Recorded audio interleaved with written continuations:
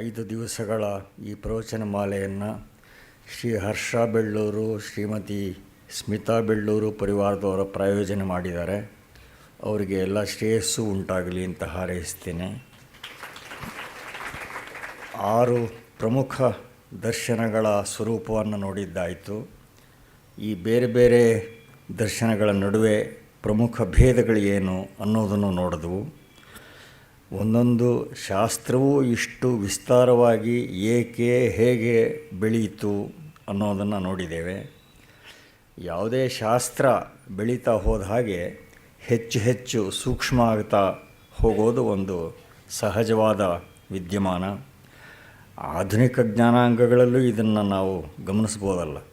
ಅದು ಮೈಕ್ರೋಬಯಾಲಜಿ ಇರ್ಬೋದು, ಶರೀರ ರಚನಾಶಾಸ್ತ್ರ ಇರಬಹುದು, ಚಿಕಿತ್ಸಾಶಾಸ್ತ್ರ ಇರಬಹುದು. ಒಂದೊಂದು ಶಾಸ್ತ್ರನೂ ಹೆಚ್ಚು ಹೆಚ್ಚು ಸೂಕ್ಷ್ಮವಾಗಿ ಬೆಳೆದಿರೋದನ್ನು ನೋಡುತ್ತೇವೆ. ಹಿಂದೆ ಒಬ್ಬ ಜನರಲ್ ಫಿಸಿಷನ್ ಇದ್ದರೆ ಇಡೀ ಸಮುದಾಯದ ಆರೋಗ್ಯ ವ್ಯವಸ್ಥೆ ನೋಡ್ತಾ ಇದ್ದ. ಈಗ ಗಂಟಲು ತಜ್ಞ ಬೇರೆ, ಕಿವಿ ತಜ್ಞ ಬೇರೆ, ಮೂಗಿನ ತಜ್ಞ ಬೇರೆ, ಹೀಗೆ ಅಗಾಧವಾಗಿ ಸ್ಪೆಷಲೈಸೇಷನ್ ಬೆಳೆದಿದೆ. ಹೀಗೆ ಹಿಂದಿನ ಪೀಳಿಗೆಯಲ್ಲಿ ರೂಢಿಯಾಗಿದ್ದಂಥ ಜನರಲ್ ಫಿಸಿಷನ್ ಅಥವಾ ಫ್ಯಾಮಿಲಿ ಡಾಕ್ಟರ್ ಈಗ ಸಿಗೋದು ಕಷ್ಟ. ಶಾಸ್ತ್ರಗಳ ವಿಷಯ ಕೂಡ ಹಾಗೇ. ಎಲ್ಲ ಶಾಸ್ತ್ರಗಳು ಶುರುವಾಗೋದು ಒಂದೆರಡು ಸರಳ ಪ್ರಶ್ನೆಗಳಿಂದ. ಜ್ಞಾನ ಅನ್ನೋ ತಾರಕ ಅಂತ ಸಿದ್ಧಪಟ್ಟ ಮೇಲೆ ಜ್ಞಾನ ಅಂದರೆ ಏನು, ಅಜ್ಞಾನ ಅಂದರೆ ಏನು, ಈ ರೀತಿ ವಿವೇಚನೆ ಉಪಕ್ರಮವಾಗುತ್ತೆ. ವಿಶ್ಲೇಷಣೆ ಮುಂದುವರೆದ ಹಾಗೆ ಅದು ಎಷ್ಟು ಪ್ರಮಾಣ ಜಿಜ್ಞಾಸೆ ಬೆಳೆಯುತ್ತೆ ಅಂದರೆ, ತೆಲುಗಿನಲ್ಲಿ ಗಾದೆ ಮಾತಿದೆ, ಕೋತಿ ಕೊಂಡು ಬ್ರಹ್ಮರಾಕ್ಷಸಾಯ ಅಂತ. ಕೋತಿಗೊಂದು ಸಣ್ಣ ಹುಣ್ಣಾಗಿರುತ್ತೆ, ಅದು ಕೆರ್ಕೊಂಡು ಬ್ರಹ್ಮರಾಕ್ಷಸ ಆಗಿಬಿಡುತ್ತೆ ಅಂತ. ಹಾಗೆ ಇದು ಜೀವಮಾನವೆಲ್ಲ ವೇದಾಂತ ಶಾಸ್ತ್ರ ಚಿಂತನೆಯಲ್ಲೇ ಸವಿಸಿದ ಹೊಳೆ ನರಸೀಪುರದ ಸಚ್ಚಿದಾನಂದ ಸರಸ್ವತಿ ಸ್ವಾಮಿಗಳೇ ಒಂದು ಸಲ ಈ ನವೀನ ನ್ಯಾಯ ಪ್ರಕ್ರಿಯೆಗಳನ್ನು ಲೇವಡಿ ಮಾಡಿ ಲಕ್ಷಣಶಾಸ್ತ್ರಿ ಉರುಫ್ ಹಸನ್ ಅನ್ನುವ ತುಂಬ ಸೊಗಸಾದ ಒಂದು ವ್ಯಂಗ್ಯ ಬರಹವನ್ನು ಮಾಡಿದರು. ಅದರಲ್ಲಿ ತರ್ಕ ಪಂಡಿತ ಪಾಪ ಅವನ ರೈಲಿನಲ್ಲಿ ಹೋಗುವಾಗ ಆ ರೈಲಿನ ಹಳೆಯ ಶಬ್ದಗಳಲ್ಲೂ ಕೂಡ ಪ್ರತಿಪರ್ವತತ್ವಾವಚ್ಛಿನ್ನ ವಿಶೇಷ್ಯತಾ ನಿರೂಪಿತ ಸಂಯೋಗ ಸಂಸರ್ಗಾವಚ್ಛಿನ್ನ ವನ್ಹಿತ್ವಾವಚ್ಛಿನ್ನ ಅಂತ ತರ್ಕ ಪ್ರಕ್ರಿಯೆಗಳೇ ಅವನಿಗೆ ಕೇಳ್ತಾ ಇರುತ್ತೆ. ಕಟ್ಟಕಡೆಗೆ ಅವನು ಮೌನವ್ರತದಿಂದ ಪ್ರಾಯಶ್ಚಿತ್ತ ಮಾಡಿಕೊಂಡು ಪ್ರಣವ ಮಂತ್ರ ಜಪದಿಂದ ಕಾಲಕ್ಷೇಪ ಮಾಡಬೇಕಾಗತ್ತೆ. ಆಚಾರ್ಯ ಶಂಕರರ ಅವಸಾನ ಕಾಲ ಸಮೀಪಿಸಿದಾಗ ಅವರ ಹತ್ತಿರ ಇದ್ದ ಶಿಷ್ಯರು ನಮಗೆ ಸಂಗ್ರಹ ರೂಪದಲ್ಲಿ ಏನಾದರೂ ಉಪದೇಶ ಕೊಡಿ ಅಂತ ಪ್ರಾರ್ಥನೆ ಮಾಡಿದ್ರಂತೆ. ಆಗ ಆಚಾರ್ಯರು ಮಾಡಿದ ಬೋಧನೆ ಉಪದೇಶ ಪಂಚಕ ಅಥವಾ ಸೋಪಾನ ಪಂಚಕ ಅಂತ ಪ್ರಸಿದ್ಧವಾಗಿದೆ. ಆ ಪದ್ಯಮಾಲಿಕೆಯ ಒಂದು ಸಾರಭೂತವಾದ ವಾಕ್ಯ ಅಂತ ಹೇಳಿದ್ರೆ, ದುಸ್ತರ್ಕಾತ್ ಸುವಿರಮ್ಯತಾಂ ಶ್ರುತಿಮತಸ್ತರ್ಕೋನುಸಂಧೀಯತಾಂ. ಎಲ್ಲ ಜ್ಞಾನಾರ್ಜನೆಗೂ ತರ್ಕ ಅನಿವಾರ್ಯ, ಆದರೆ ತರ್ಕ ಸತ್ತರ್ಕವಾಗಿಯೂ ಇರಬೇಕು. ಕೇವಲ ಬೌದ್ಧಿಕ ಜಾಣ್ಮೆಯದಾಗಿದ್ದರೆ ಸಾಲೋದಿಲ್ಲ ಅಂತ ಆಚಾರ್ಯರು ನಿರ್ದೇಶ ಮಾಡಿರೋದು ತುಂಬ ಮನನೀಯವಾಗಿದೆ. ವಿವೇಚನೆ ಮಾಡದೆ ಏನನ್ನೂ ಸ್ವೀಕರಿಸಬಾರದು ಅನ್ನುವ ಬೋಧೆ ಎಷ್ಟು ಮುಖ್ಯವೋ, ತರ್ಕ ಸತ್ಯಶೋಧನೆ ಇಚ್ಛೆಯಿಂದ ಪ್ರೇರಿತವಾಗಿರಬೇಕು ಅನ್ನೋದು ಕೂಡ ಅಷ್ಟೇ ಮುಖ್ಯ.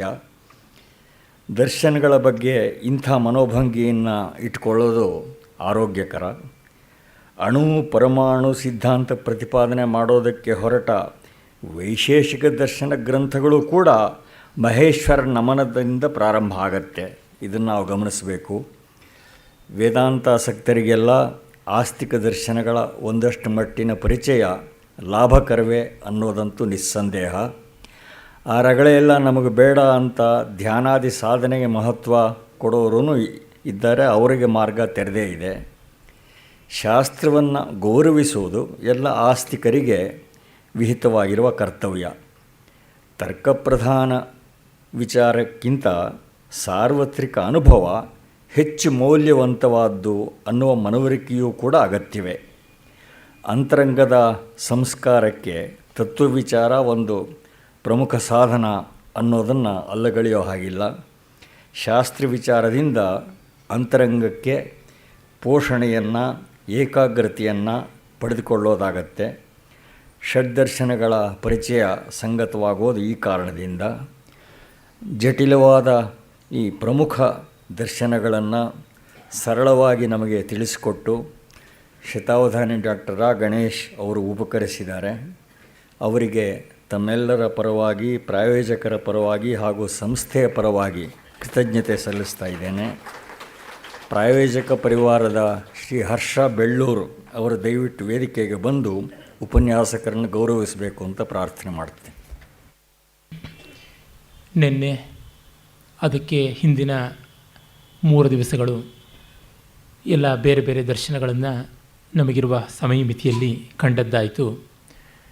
ನಿನ್ನೆ ದಿವಸ ವೇದಾಂತದ 2 ಮುಖ್ಯ ಧಾರೆಗಳು, 2 ಯಾಕೆ 3 ಅಲ್ಲವೇ ದ್ವೈತ, ಅದ್ವೈತ, ವಿಶಿಷ್ಟಾದ್ವೈತ ಅಂದರೆ 3 ಅಲ್ಲದೆ ಇನ್ನೂ 6 ಇವೆ. ಭೇದಾಭೇದ, ಶುದ್ಧಾದ್ವೈತ, ಅಚಿಂತ್ಯ ಭೇದಾಭೇದ, ಈ ರೀತಿಯಾಗಿ. ಆದರೆ ಅವೆಲ್ಲವೂ ಸೇರಿ ಹಿರಿಯಣ್ಣನವರು ತಮ್ಮ ಔಟ್ಲೈನ್ಸ್ ಆಫ್ ಇಂಡಿಯನ್ ಫಿಲಾಸಫಿಯಲ್ಲಿ ಹೇಳುವಂತೆ ಒಂದು ಶಾಂಕರ ದರ್ಶನ ಅನ್ನುವಂಥದ್ದು ಯಾವುದಿದೆ ಅದು ವಿವರ್ತವಾದವನ್ನು ಆಧರಿಸಿರುವಂಥ ನಿರ್ಗುಣ ಅನ್ನುವ ಬ್ರಹ್ಮತತ್ವವನ್ನು ಒಳಗೊಂಡಿರುವಂಥದ್ದು. ಇನ್ನೊಂದು ಮಿಕ್ಕ ಎಲ್ಲ ದರ್ಶನಗಳು ರಾಮಾನುಜ, ಮಾಧ್ವ, ವಲ್ಲಭ, ನಿಂಬಾರ್ಕ, ಬಲದೇವ ಇತ್ಯಾದಿಯಾಗಿ ಬೇರೆ ಬೇರೆ ಬ್ರಹ್ಮಸೂತ್ರ ಭಾಷ್ಯಕಾರರುಗಳು ಬರೆದಿರುವುದು, ಅವೆಲ್ಲವೂ ಕೂಡ ಸಣ್ಣ ಪುಟ್ಟ ವ್ಯತ್ಯಾಸಗಳಿದ್ದರೂ ಪರಿಣಾಮವಾದವನ್ನು ಒಪ್ಪುವಂಥ ಸಗುಣ ಸಾಕಾರ ತಾತ್ಪರ್ಯ ಇರುವಂಥವು. ಇನ್ನೂ ಸಂಗ್ರಹವಾಗಿ ಮೊದಲಿಂದ ಹೇಳಿಕೊಂಡು ಬಂದ ವಿವರವನ್ನು ಆ ಒಂದು ಪರಿಭಾಷೆಯಲ್ಲಿ ಹೇಳೋದಿದ್ದರೆ, among the schools of Vedanta Shankara is the only idealist philosopher, the rest are realistic philosophers. ಇದು ಮತ್ತೆ ಮತ್ತೆ ಜ್ಞಾಪಕ ಇಟ್ಕೊಳ್ಬೇಕಾದದ್ದು. ನಾನು ಆರಂಭದಿಂದಲೂ ಅದನ್ನು ಹೇಳ್ತಾ ಬಂದಿದ್ದೀನಿ. ಯಾತಕ್ಕೆ ಅಂತನ್ನೋದನ್ನು ಈ ದಿವಸ ಮತ್ತಷ್ಟು ಸ್ಪಷ್ಟಪಡಿಸ್ತೀನಿ. ಜಗತ್ತು ನಿತ್ಯ, ಸತ್ಯ ಅಥವಾ ಭೇದ, ಜಗತ್ತು, ಜೀವ, ಜೀವ ಈಶ್ವರ, ಈ ರೀತಿಯಾದ ಭೇದಗಳು ಸತ್ಯ. ಮತ್ತು ಆ ಭೇದಗಳ ಪ್ರಮಾಣ ಹೇಗೆ ಇರಬಹುದು, ಅದರಲ್ಲಿ ಒಂದು ಸತ್ಯತ್ವ ಉಂಟು. ಮತ್ತು ಜ್ಞಾತೃ ಜ್ಞೇಯ ಜ್ಞಾನ ಅನ್ನುವುದು 3 ಬೇರೆ, ಇದು ತ್ರಿಪುಟಿ ಅನ್ನುವಂಥದ್ದು. ಇವೆಲ್ಲ ಕೂಡ ರಿಯಲಿಸ್ಟಿಕ್ ಫಿಲಾಸಫಿ ಅಂತೀವಲ್ಲ, ವಾಸ್ತವ ದರ್ಶನಗಳ ಬುನಾದಿ. ಅಂದರೆ ನೋಡುವ ನಾನು, ನೋಡಲ್ಪಡುವ ವಸ್ತು ಮತ್ತು ನೋಡುವಿಕೆ, ಇದು 3 ಬೇರೆ. ತಿಳಿಯುವ ನಾನು, ತಿಳಿಯಲ್ಪಡುವಂಥ ಸಂಗತಿ ಮತ್ತು ತಿಳಿವಳಿಕೆ, ಇದು 3 ಬೇರೆ. ಜ್ಞಾತೃ ಜ್ಞೇಯ ಜ್ಞಾನ. ಜ್ಞಾತೃ ನಾನು, ಜ್ಞೇಯ ತಿಳಿಯಲ್ಪಡಬೇಕಾದ ವಸ್ತು, ಮತ್ತು ದ ಪ್ರೋಸೆಸ್ ಆಫ್ ಇಟ್ ಅಂತೀವಲ್ಲ, ದ ಪ್ರಕ್ರಿಯೆ, ಅದು ಜ್ಞಾನ. ಹೀಗೆ ಕರ್ಮ, ಕರ್ತೃ ಮತ್ತು ಕಾರ್ಯ, ಹೀಗೆ ತ್ರಿಪುಟಿ ಭೇದ ಅಂತನ್ನುವಂಥದ್ದನ್ನು ಪಾರಮಾರ್ಥಿಕವಾಗಿ ಒಪ್ಪುವಂಥವು ಮಾಧ್ವ, ರಾಮಾನುಜ, ವಲ್ಲಭ, ನಿಂಬಾರ್ಕಾದಿ ದರ್ಶನಗಳು. ತ್ರಿಪುಟಿ ಎನ್ನುವುದು ಪರಮಾರ್ಥತಃ ಒಂದೇ. ಅದು ದೃಕ್ ದೃಶ್ಯಗಳು, ನೋಡುವವನು, ನೋಡಲ್ಪಡುವಂಥ ವಸ್ತು, ನೋಡುವಿಕೆ ಎಲ್ಲ ಒಂದೇ ಆಗುತ್ತೆ. ದೃಕ್ ದೃಶ್ಯಗಳು ಕರಗಿ ದರ್ಶನ ಒಂದೇ ಉಳಿಯುತ್ತದೆ. ಇದು ಶಂಕರರ ದೃಷ್ಟಿ.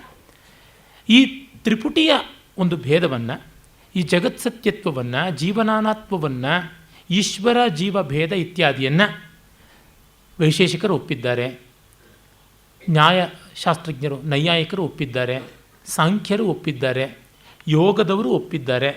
ಈಶ್ವರನನ್ನು ಒಪ್ಪದೇ ಇದ್ದರೂ ಮೀಮಾಂಸಕರು ಒಪ್ಪಿದ್ದಾರೆ. ಮತ್ತು ಸೇಶ್ವರ ಮೀಮಾಂಸ ಅಂತ ಮುಂದೆ ಬಂತು. ಈಶ್ವರನನ್ನು ಒಪ್ಪಿದ ಮೀಮಾಂಸಕರ ದಾರಿ, ಸ್ವಲ್ಪ ಮಟ್ಟಿಗೆ ಅದಕ್ಕೆ ದಾರಿ ತೆರೆದುಕೊಟ್ಟವರು ಕುಮಾರಲ ಭಟ್ರು. ಆಮೇಲೆ ವೇದಾಂತ ದೇಶಿಕರೇ ಮೊದಲಾದವರು ಮುಂದುವರೆಸಿದರು. ಪಾರ್ಥಸಾರಥಿ ಮಿಶ್ರ, ಖಂಡದೇವ ಇತ್ಯಾದಿಗಳೆಲ್ಲ, ಅವರೆಲ್ಲರದು ದಾರಿ ಒಂದೇ. ಊರೆಲ್ಲ ಒಂದಾದರೆ ದಾಸಯ್ಯ ಒಂದು ಅನ್ನೋ ಗಾದೆ ಶಂಕರರಿಗೆ ಚೆನ್ನಾಗಿ ಅನ್ವಯ ಆಗುತ್ತದೆ. ಮಿಕ್ಕ ಎಲ್ಲ ದರ್ಶನಕಾರರುಗಳಿಗಿಂತ ತುಂಬ ಭಿನ್ನವಾಗಿ ನಿಲ್ತಾರೆ. ಇದು ಗಮನಿಸಿಕೊಳ್ಬೇಕಾದದ್ದು. ಇವತ್ತು ನಮ್ಮಲ್ಲಿ ನಾನು ತಾರ್ಕಿಕ ಪರಂಪರೆಯವನು ಅಂತ ಹೇಳ್ಕೊಳ್ಳೋರು ಯಾರೂ ಇಲ್ಲ, ನಾನು ಸಾಂಖ್ಯ ಪರಂಪರೆಯವನು ಅಂತ ಹೇಳ್ಕೊಳ್ಳೋರು ಯಾರೂ ಇಲ್ಲ. ನಾವು ರಾಮಾನುಜ ಪರಂಪರೆ, ನಾವು ಶಂಕರ ಪರಂಪರೆ, ನಾವು ಮಾಧ್ವ ಪರಂಪರೆ, ನಾವು ವಲ್ಲಭ ಪರಂಪರೆ ಅಂತ ಹೇಳ್ಕೊಳ್ಳೋರು ಇದ್ದಾರೆ. ಆದರೆ ನೈಯಾಯಿಕರೇ ಇಲ್ಲ. ಅಂದರೆ ನ್ಯಾಯಶಾಸ್ತ್ರ ಓದಿದವರಿದ್ದಾರೆ. ಅಂದರೆ ನ್ಯಾಯಶಾಸ್ತ್ರ ಓದಿ ಅವರು ವೇದಾಂತವನ್ನು ಓದ್ಕೊಂಡಿರ್ತಾರೆ. ಅವರು ಅದ್ವೈತಿಗಳು, ದ್ವೈತಿಗಳು, ವಿಶಿಷ್ಟಾದ್ವೈತಿಗಳು ಹೀಗೇನೋ ಆಗಿರ್ತಾರೆ.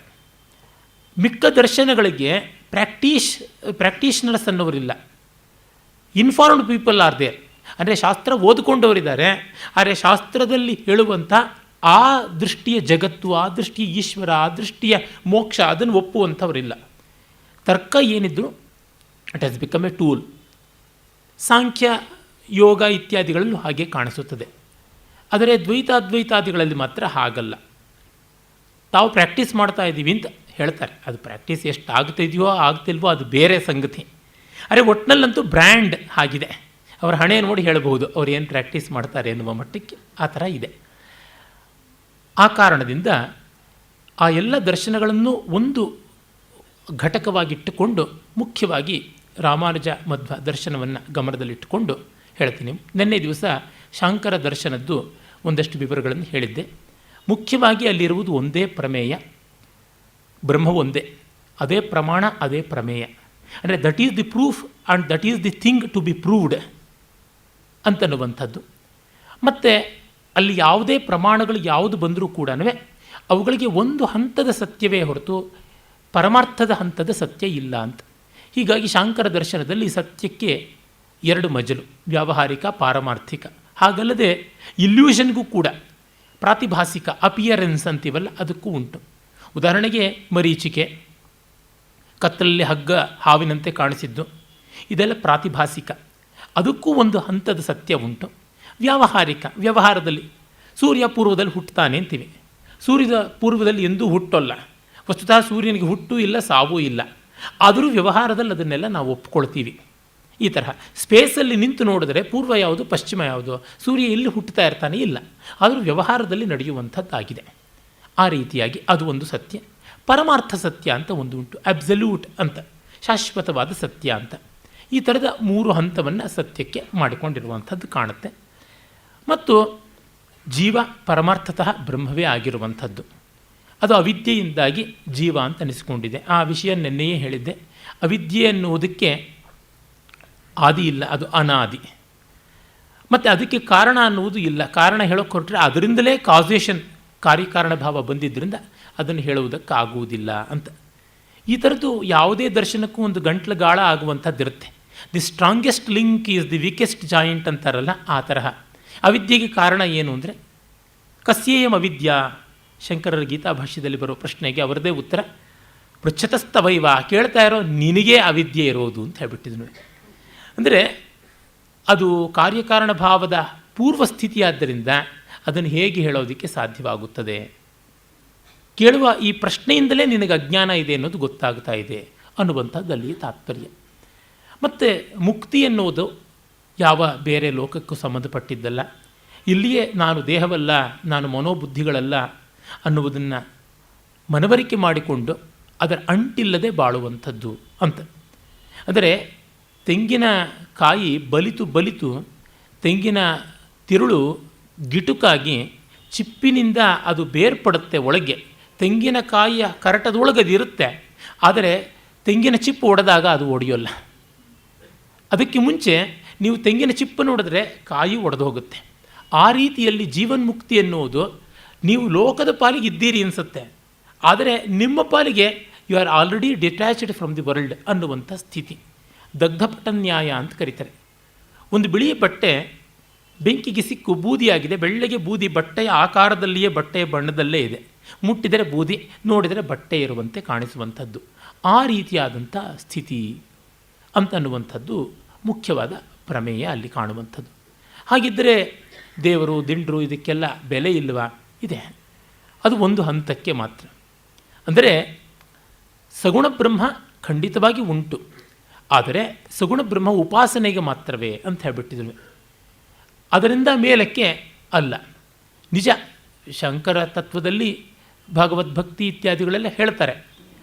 ಹೇಳಿದ್ರು ಭಕ್ತಿಯನ್ನು ಮೋಕ್ಷಕ್ಕೆ ಪ್ರಧಾನ ಕಾರಣ ಅಂತ ಹೇಳೋಲ್ಲ, ಜ್ಞಾನಕ್ಕೆ ಸಹಕಾರಿ ಕಾರಣ ಅಂತ ಹೇಳ್ತಾರೆ.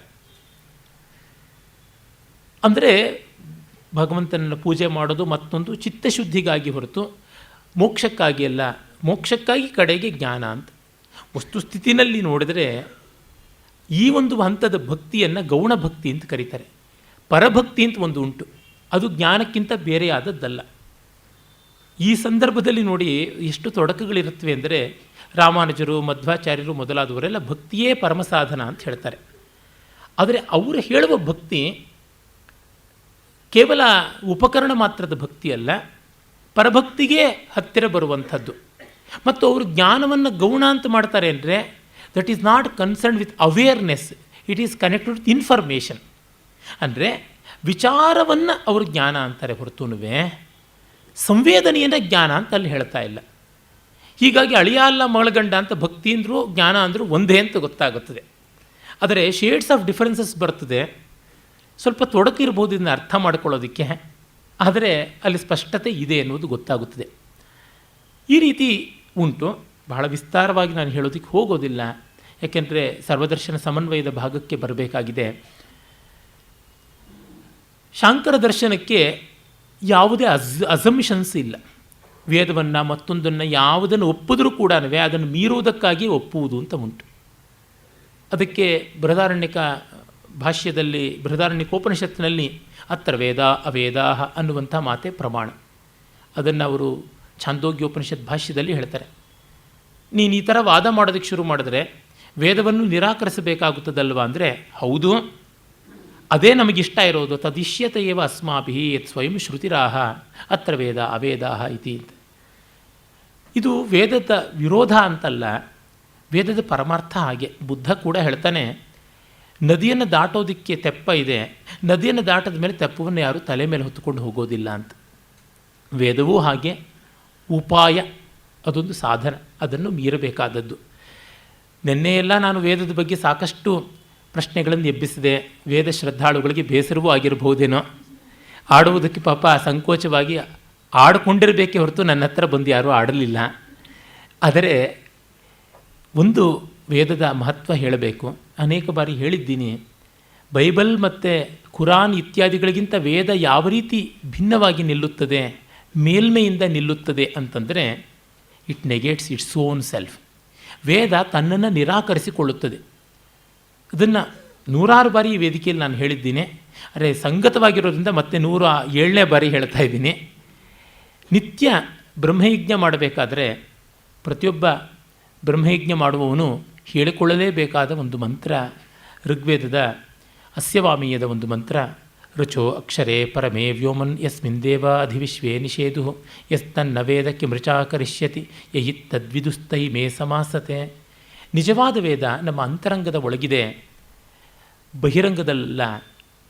ರುಚೋ ಅಕ್ಷರೇ ಪರಮೇ ವ್ಯೋಮನ್, ಪರಮವ್ಯೋಮ್ನಿ, ಪರಮಾಕಾಶೆ ಹೃದಯಾಕಾಶೆ ರುಚಸ್ಸಂತಿ. ಅದು ಗೊತ್ತಿಲ್ಲದೆ ಇದ್ದವನು ಕಿಂ ರುಚಾ ಕರಿಷ್ಯತಿ, ಹೊರಗಿರುವ ಪುಸ್ತಕದ ವೇದ ಇಟ್ಕೊಂಡು ಏನು ಮಾಡ್ತಾನೆ, ಒಳಗಿರುವಂಥ ಇಂಟರ್ನಲ್ ಸ್ಪೇಸ್ ಅಂತೀವಲ್ಲ, ದಹರಾಕಾಶ ಅಂತ ಉಪನಿಷತ್ತು ಹೇಳುತ್ತದೆ ಹೃದಯವನ್ನು. ಅಲ್ಲಿರುವ ವೇದ ಅರ್ಥ ಮಾಡಿಕೊಳ್ಳದೆ ಇದ್ದವನು ಹೊರಗಿರುವ ವೇದ ಇಟ್ಕೊಂಡು ಏನು ಮಾಡ್ತಾನೆ, ಯಯಿತ್ತದ್ವಿದುಹು ಏತದ್ವಿದುಹು, ಯಾರಿಗೆ ಆ ಒಳವೇದ ಗೊತ್ತಿದೆ, ತಯಿಮೇ ಸಮಾಸತೆ ತೇಭ್ಯ ಏತತ್ ಸರ್ವಂ ಆಯಾತಿ, ಅವರಿಗೆ ಹೊರಗಿನ ವೇದ ತಾನಾಗಿ ಹೋಗಿ ತಲುಪುತ್ತದೆ ಅಂತ. ಯಾರು ಸಂಗೀತದ 12 ಸ್ವರಗಳನ್ನು ಅಸ್ಖಲಿತವಾಗಿ ಯಾವ ಹೊತ್ತಿನಲ್ಲಿಯೂ ತಮ್ಮ ಕಂಠವೀಣೆಯಲ್ಲಿ ನುಡಿಯಬಲ್ಲವರಾಗಿದ್ದಾರೋ ಅವರಿಗೆ ಸಕಲ ಸಂಗೀತ ಶಾಸ್ತ್ರವೂ ಕ್ವಾಲಿಟೇಟಿವ್ ಆಗಿ ಸೇರಿದೆ. ಆ 12 ಶ್ರುತಿಗಳು ಯಾರಿಗೆ ಸರಿಯಾಗಿ ನುಡಿಯಲ್ವೋ ಅವರು ಎಷ್ಟು ಶಾಸ್ತ್ರಗಳು ಏನು ಓದಿಕೊಂಡ್ರೂ ಅವರ ಸಪ್ತಸ್ವರದ ಮೇಲೆ ಯಾವ ಹತೋಟಿಯನ್ನು ಪಡ್ಕೊಳ್ಳೋಕ್ಕಾಗೋದಿಲ್ಲ. ಅದೇ ರೀತಿಯಲ್ಲೇ ನಮಗೆ ಅನುಭವದ ಒಂದು ಮಹತ್ವದಿಂದ ಗೊತ್ತಾಗುತ್ತದೆ. ಆ ಅನುಭವ ಯಾರಿಗೆ ಉಂಟು, ಒಳಗಿನ ಅರಿವು ಯಾರಿಗುಂಟು, ಅವರಿಗೆ ಹೊರಗಿನ ಶಾಸ್ತ್ರ ವಿವರಗಳು ಕ್ವಾಲಿಟೇಟಿವ್ ಆಗಿ ಬಂದಿವೆ, ಕ್ವಾಂಟಿಟೇಟಿವ್ ಆಗಲ್ಲ. 500 ರೂಪಾಯಿ ನೋಟ್ ಕೊಟ್ಟು ಇದರೊಳಗೆ ಎಷ್ಟಿದೆ 1 ರೂಪಾಯಿ ಅಂದರೆ 501 ರೂಪಾಯಿ ಇದೆ ಅಂತಾರೆ. ತೆಕ್ಕೊಡು ನೋಡೋಣ, ತೆಗೆಯೋದಕ್ಕೆ ಆಗೋದಿಲ್ಲ. ಆದರೆ 501 ರೂಪಾಯಿ ನೋಟುಗಳು ಸೇರಿ ಆದ ಮೌಲ್ಯ ಅಂತನ್ನುವಂಥದ್ದು ಅದು ಇದ್ದೇ ಉಂಟು. ಆ ರೀತಿಯಲ್ಲಿ ಈ ತತ್ವ ಅನ್ನುವಂಥದ್ದನ್ನು ವೇದ ಹಾಗೆ. ಅಂದರೆ ಅಂತರ್ವೇದ ಬಲ್ಲವರಿಗೆ ಬಹಿರ್ವೇದ ತಾನಾಗಿ ಬರುತ್ತದೆ. ಆದರೆ ಬಹಿರ್ವೇದ ಬಲ್ಲವರಿಗೆ ಅಂತರ್ವೇದ ಬರುತ್ತದೆ ಎನ್ನುವ ಗ್ಯಾರಂಟಿ ಖಂಡಿತ ಇಲ್ಲ. ಈ ಮಾತು ಸಂಸ್ಕಾರಗಳಿಗೆ ಸಂಬಂಧಪಟ್ಟಂತೆ ಯಾಜ್ಞವಲ್ಕ್ಯರಲ್ಲ, ಗೌತಮರು ಧರ್ಮಸೂತ್ರದಲ್ಲಿ ಹೇಳ್ತಾರೆ, 8 ಆತ್ಮಗುಣಗಳು ಉಳ್ಳವರಿಗೆ ಈ ಸಂಸ್ಕಾರಗಳು ಷೋಡಶ ಮಾತ್ರವಲ್ಲ 41 ಸಂಸ್ಕಾರಗಳು ಅವು ಯಾವುದೂ ಆಗದೇ ಇದ್ದರೂ ಅವರು ಬ್ರಹ್ಮಸಾಯುಜ್ಯವನ್ನು ಪಡೆಯುತ್ತಾರೆ. ಯಾರಿಗೆ ಆತ್ಮಗುಣಗಳಿಲ್ಲದೆ ಬರೀ ಸಂಸ್ಕಾರಗಳಾಗುತ್ತವೋ ಅವರು ಖಂಡಿತ ಬ್ರಹ್ಮ ಸಾಯುಜ್ಯವನ್ನು ಪಡೆಯೋದಿಲ್ಲ ಅಂತ. ಯಸ್ಯೇತೆ ಅಷ್ಟಾವಾತ್ಮಗುಣಾ ಏಕದೇಶತೆಯ ವಾ ಸಂಸ್ಕಾರಾ ತೇ ಬ್ರಹ್ಮಣ ಸಾಯುಜ್ಯಂ ಅಧಿಗಚ್ಚಂತಿ ನ ಯೇಷಾಂ ಅಷ್ಟಾವಾತ್ಮಗುಣಾ ಕೇವಲ ಸಂಸ್ಕಾರಾ ನ ತೇ ಬ್ರಹ್ಮಣ ಸಾಯುಜ್ಯಂ ಗಚ್ಚಂತಿ ಅನ್ನುವ ಮಾತು ಗೌತಮ ಧರ್ಮಸೂತ್ರದಲ್ಲಿ ಬರುವುದು. ಅಂದರೆ ಇದು ಕ್ರಿಯಾಪಾದ, ತರ್ಕಪಾದವಲ್ಲ. ಯಾವುದು ತಮ್ಮ ಅನುಭವಕ್ಕೆ ಬಂದು ಮುಟ್ಟದ ಮೇಲೆ ಬಹಿರಂಗದ ಪ್ರಮಾಣ ಬೇಕಿಲ್ಲ. ಬಹಿರಂಗದ ಪ್ರಮಾಣ ಇನ್ಯಾರಿಗೋ ಬೇಕಾಗ್ಬೋದು, ಇವರಿಗೆಲ್ಲ. ಈ ಅರ್ಥದಲ್ಲಿ ವೇದ ತನ್ನನ್ನು ತಾನು ನಿರಾಕರಿಸಿಕೊಳ್ಳುವ ಮಟ್ಟಕ್ಕೆ ಹೋಗಿದ್ದರಿಂದ ಅದರ ಪ್ರಾಮಾಣಿಕತೆ, ಅದರ ವಿಶಿಷ್ಟತೆ ಸಾಬೀತಾಯಿತು. ಅದು ಯಾಕೆ ಹೇಳ್ತಾ ಇದೆ ಅಂದರೆ, ಬೇರ್ ಮಿನಿಮಮ್ ರಿಕ್ವೈರ್ಮೆಂಟ್ ಆಗಿ, ಸ್ಥೂಲ ಸಾಮಾನ್ಯ ಅವಶ್ಯಕತೆಯಾಗಿ ನನ್ನನ್ನು ಒಪ್ಪಿಕೊಳ್ಳಿ ಅಂತ. ಗಣಿತದ ಸಮಸ್ಯೆಗಳನ್ನೆಲ್ಲ ಪರಿಹರಿಸುವಾಗ let the unknown B X ಅಂತ ಇಟ್ಕೊಳ್ತೀವಿ. ವೈ ಅಂತಲೂ ಇಟ್ಕೊಳ್ಬೋದು, ಝೆಡ್ ಅಂತಲೂ ಇಟ್ಕೊಳ್ಬೋದು. ಏನಾದರೂ ಒಂದು ಇಟ್ಕೊಳ್ಬೇಕಪ್ಪ. ಇಟ್ಕೊಳ್ಳದೆ ಮುಂದುವರಿಯೋಕ್ಕೆ ಸಾಧ್ಯವಾಗೋಲ್ಲ. ಈ ನಂಬಿಕೆ ಅನ್ನೋದು ಹಾಗೆ, ಈ ವೇದ ಅನ್ನೋದು ಹಾಗೆ. ಅದು ಒಪ್ಪಿಕೊಳ್ಳಬೇಕು. ಮುಂದುವರೆದ ಮೇಲೆ ಅದು ತಾನಾಗಿ ಕಳಚಿಕೊಳ್ಳಲು ಬೇಕು. ಅದು ಕಳಚಿಕೊಳ್ಳುತ್ತೆ, ಅದರ ಬಗ್ಗೆ ಅಭಿಮಾನ ಬೇಕಿಲ್ಲ. ಮತ್ತು ಎಕ್ಸ್ನ ನಿಜವಾದ ವ್ಯಾಲ್ಯೂ ಏನು ಅಂತ ಗೊತ್ತಾಗುತ್ತೆ. ನೀವು ಅದನ್ನು ಅಸ್ಯೂಮ್ ಮಾಡ್ಕೊಳ್ಳೋಕ್ಕೆ ತಯಾರಿಲ್ಲ ಅಂತ ಗಲಾಟೆ ಮಾಡಿದ್ರೆ ಏನು? ಈ ಕಾರಣದ ಒಪ್ಪಿ ಆದರೆ ಮುಂದುವರಿಯಿರಿ ಅಂತ. ಅಂದರೆ ಜ್ಞಾನಪೂರ್ವಕವಾದ ಅಂಗೀಕಾರವನ್ನು ಶ್ರದ್ಧಾ ಅಂತ ಕರೀತಾರೆ. ಅಜ್ಞಾನಪೂರ್ವಕವಾದ ಅಂಗೀಕಾರವನ್ನು ಕಂದಾಚಾರ ಅಂತ ಕರೀತಾರೆ.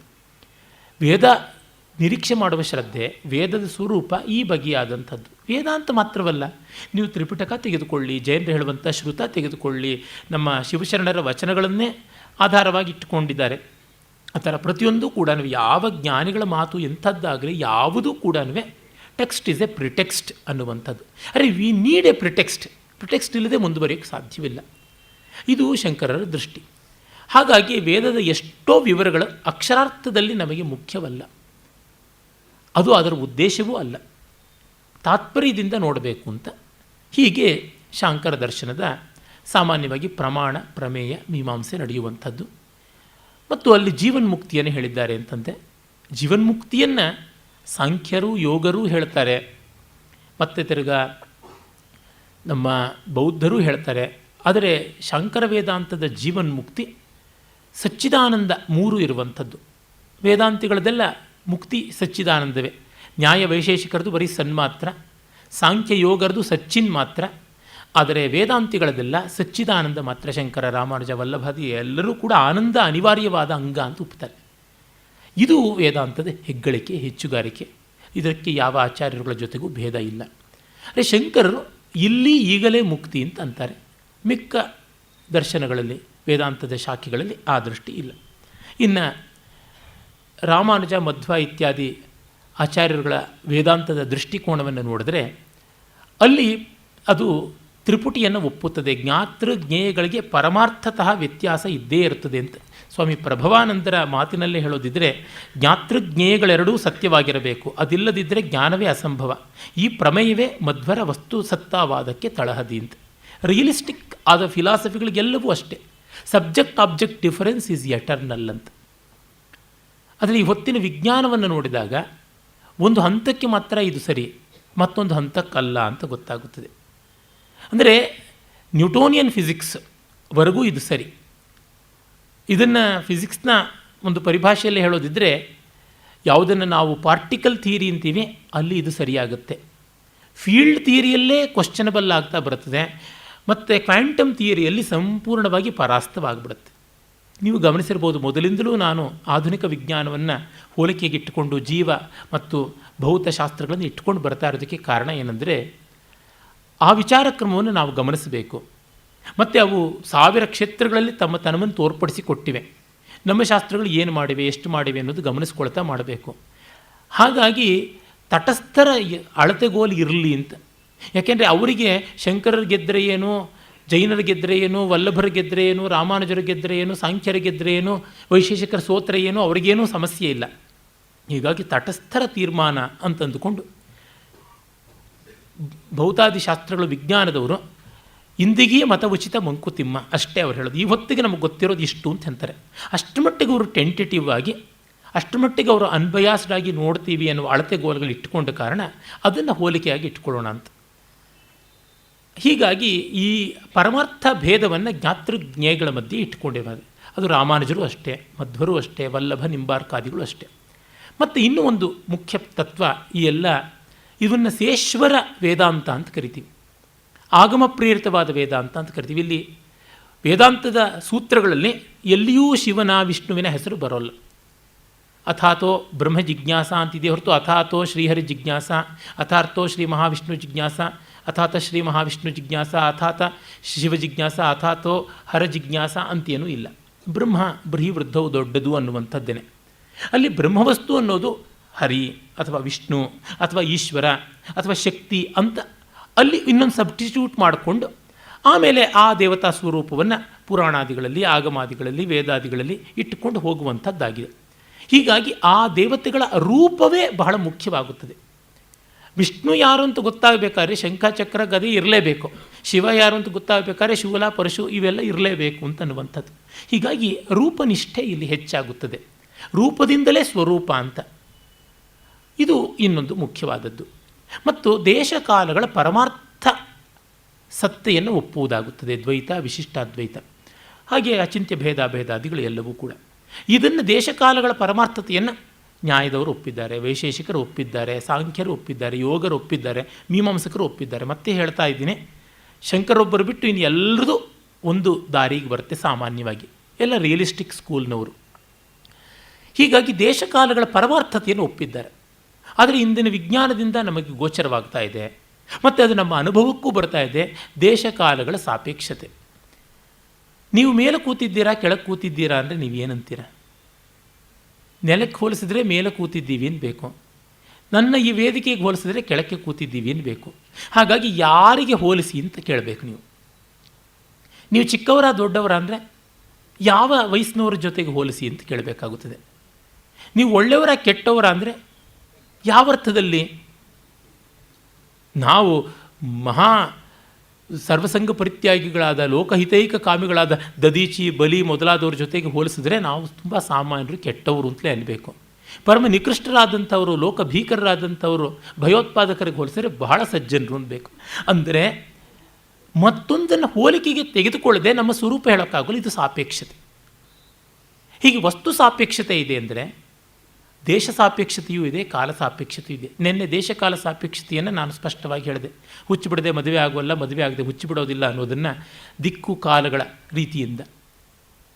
ಆದರೆ ಈ ವಿಷಯದಲ್ಲಿ ದೇಶಕಾಲಗಳ ನಿರಪೇಕ್ಷತೆಯನ್ನು ದ್ವೈತ ವಿಶಿಷ್ಟಾದ್ವೈತಾದಿಗಳೆಲ್ಲ ಒಪ್ಪಿಕೊಂಡಿದೆ, ಸಾಪೇಕ್ಷತೆಯನ್ನು ಅಲ್ಲ. ಆಮೇಲೆ ಭೇದವನ್ನು ಅಂಗೀಕರಿಸಿವೆ. ಮಧ್ವಾಚಾರ್ಯರು ಮಾತ್ರವೇ ಅಲ್ಲ ಭೇದವನ್ನು ಹೇಳಿರೋದು, ಸಾಂಖ್ಯ, ನ್ಯಾಯ, ವೈಶೇಷಿಕ ಎಲ್ಲರಲ್ಲಿಯೂ, ಜೈನ ಎಲ್ಲರಲ್ಲಿಯೂ ಭೇದ ಉಂಟು, ಚಾರ್ವಾಕರಲ್ಲಿಯೂ ಭೇದ ಉಂಟು, ಎಲ್ಲಕ್ಕೂ ಭೇದ ಉಂಟು ಅಂತ. ಆದರೆ ಶಾಂಕರ ದರ್ಶನದಲ್ಲಿ ಭೇದವು ಸಾಪೇಕ್ಷವಾದಂಥದ್ದು. ಏಕೆಂದರೆ A is different from B ಅಂತ ಹೇಳಬೇಕು ಅಂದರೆ ಇನ್ ವಾಟ್ ವೇ ಅನ್ನೋದಕ್ಕೆ ಸೀನ್ ಇಟ್ಕೊಳ್ಬೇಕಾಗತ್ತೆ.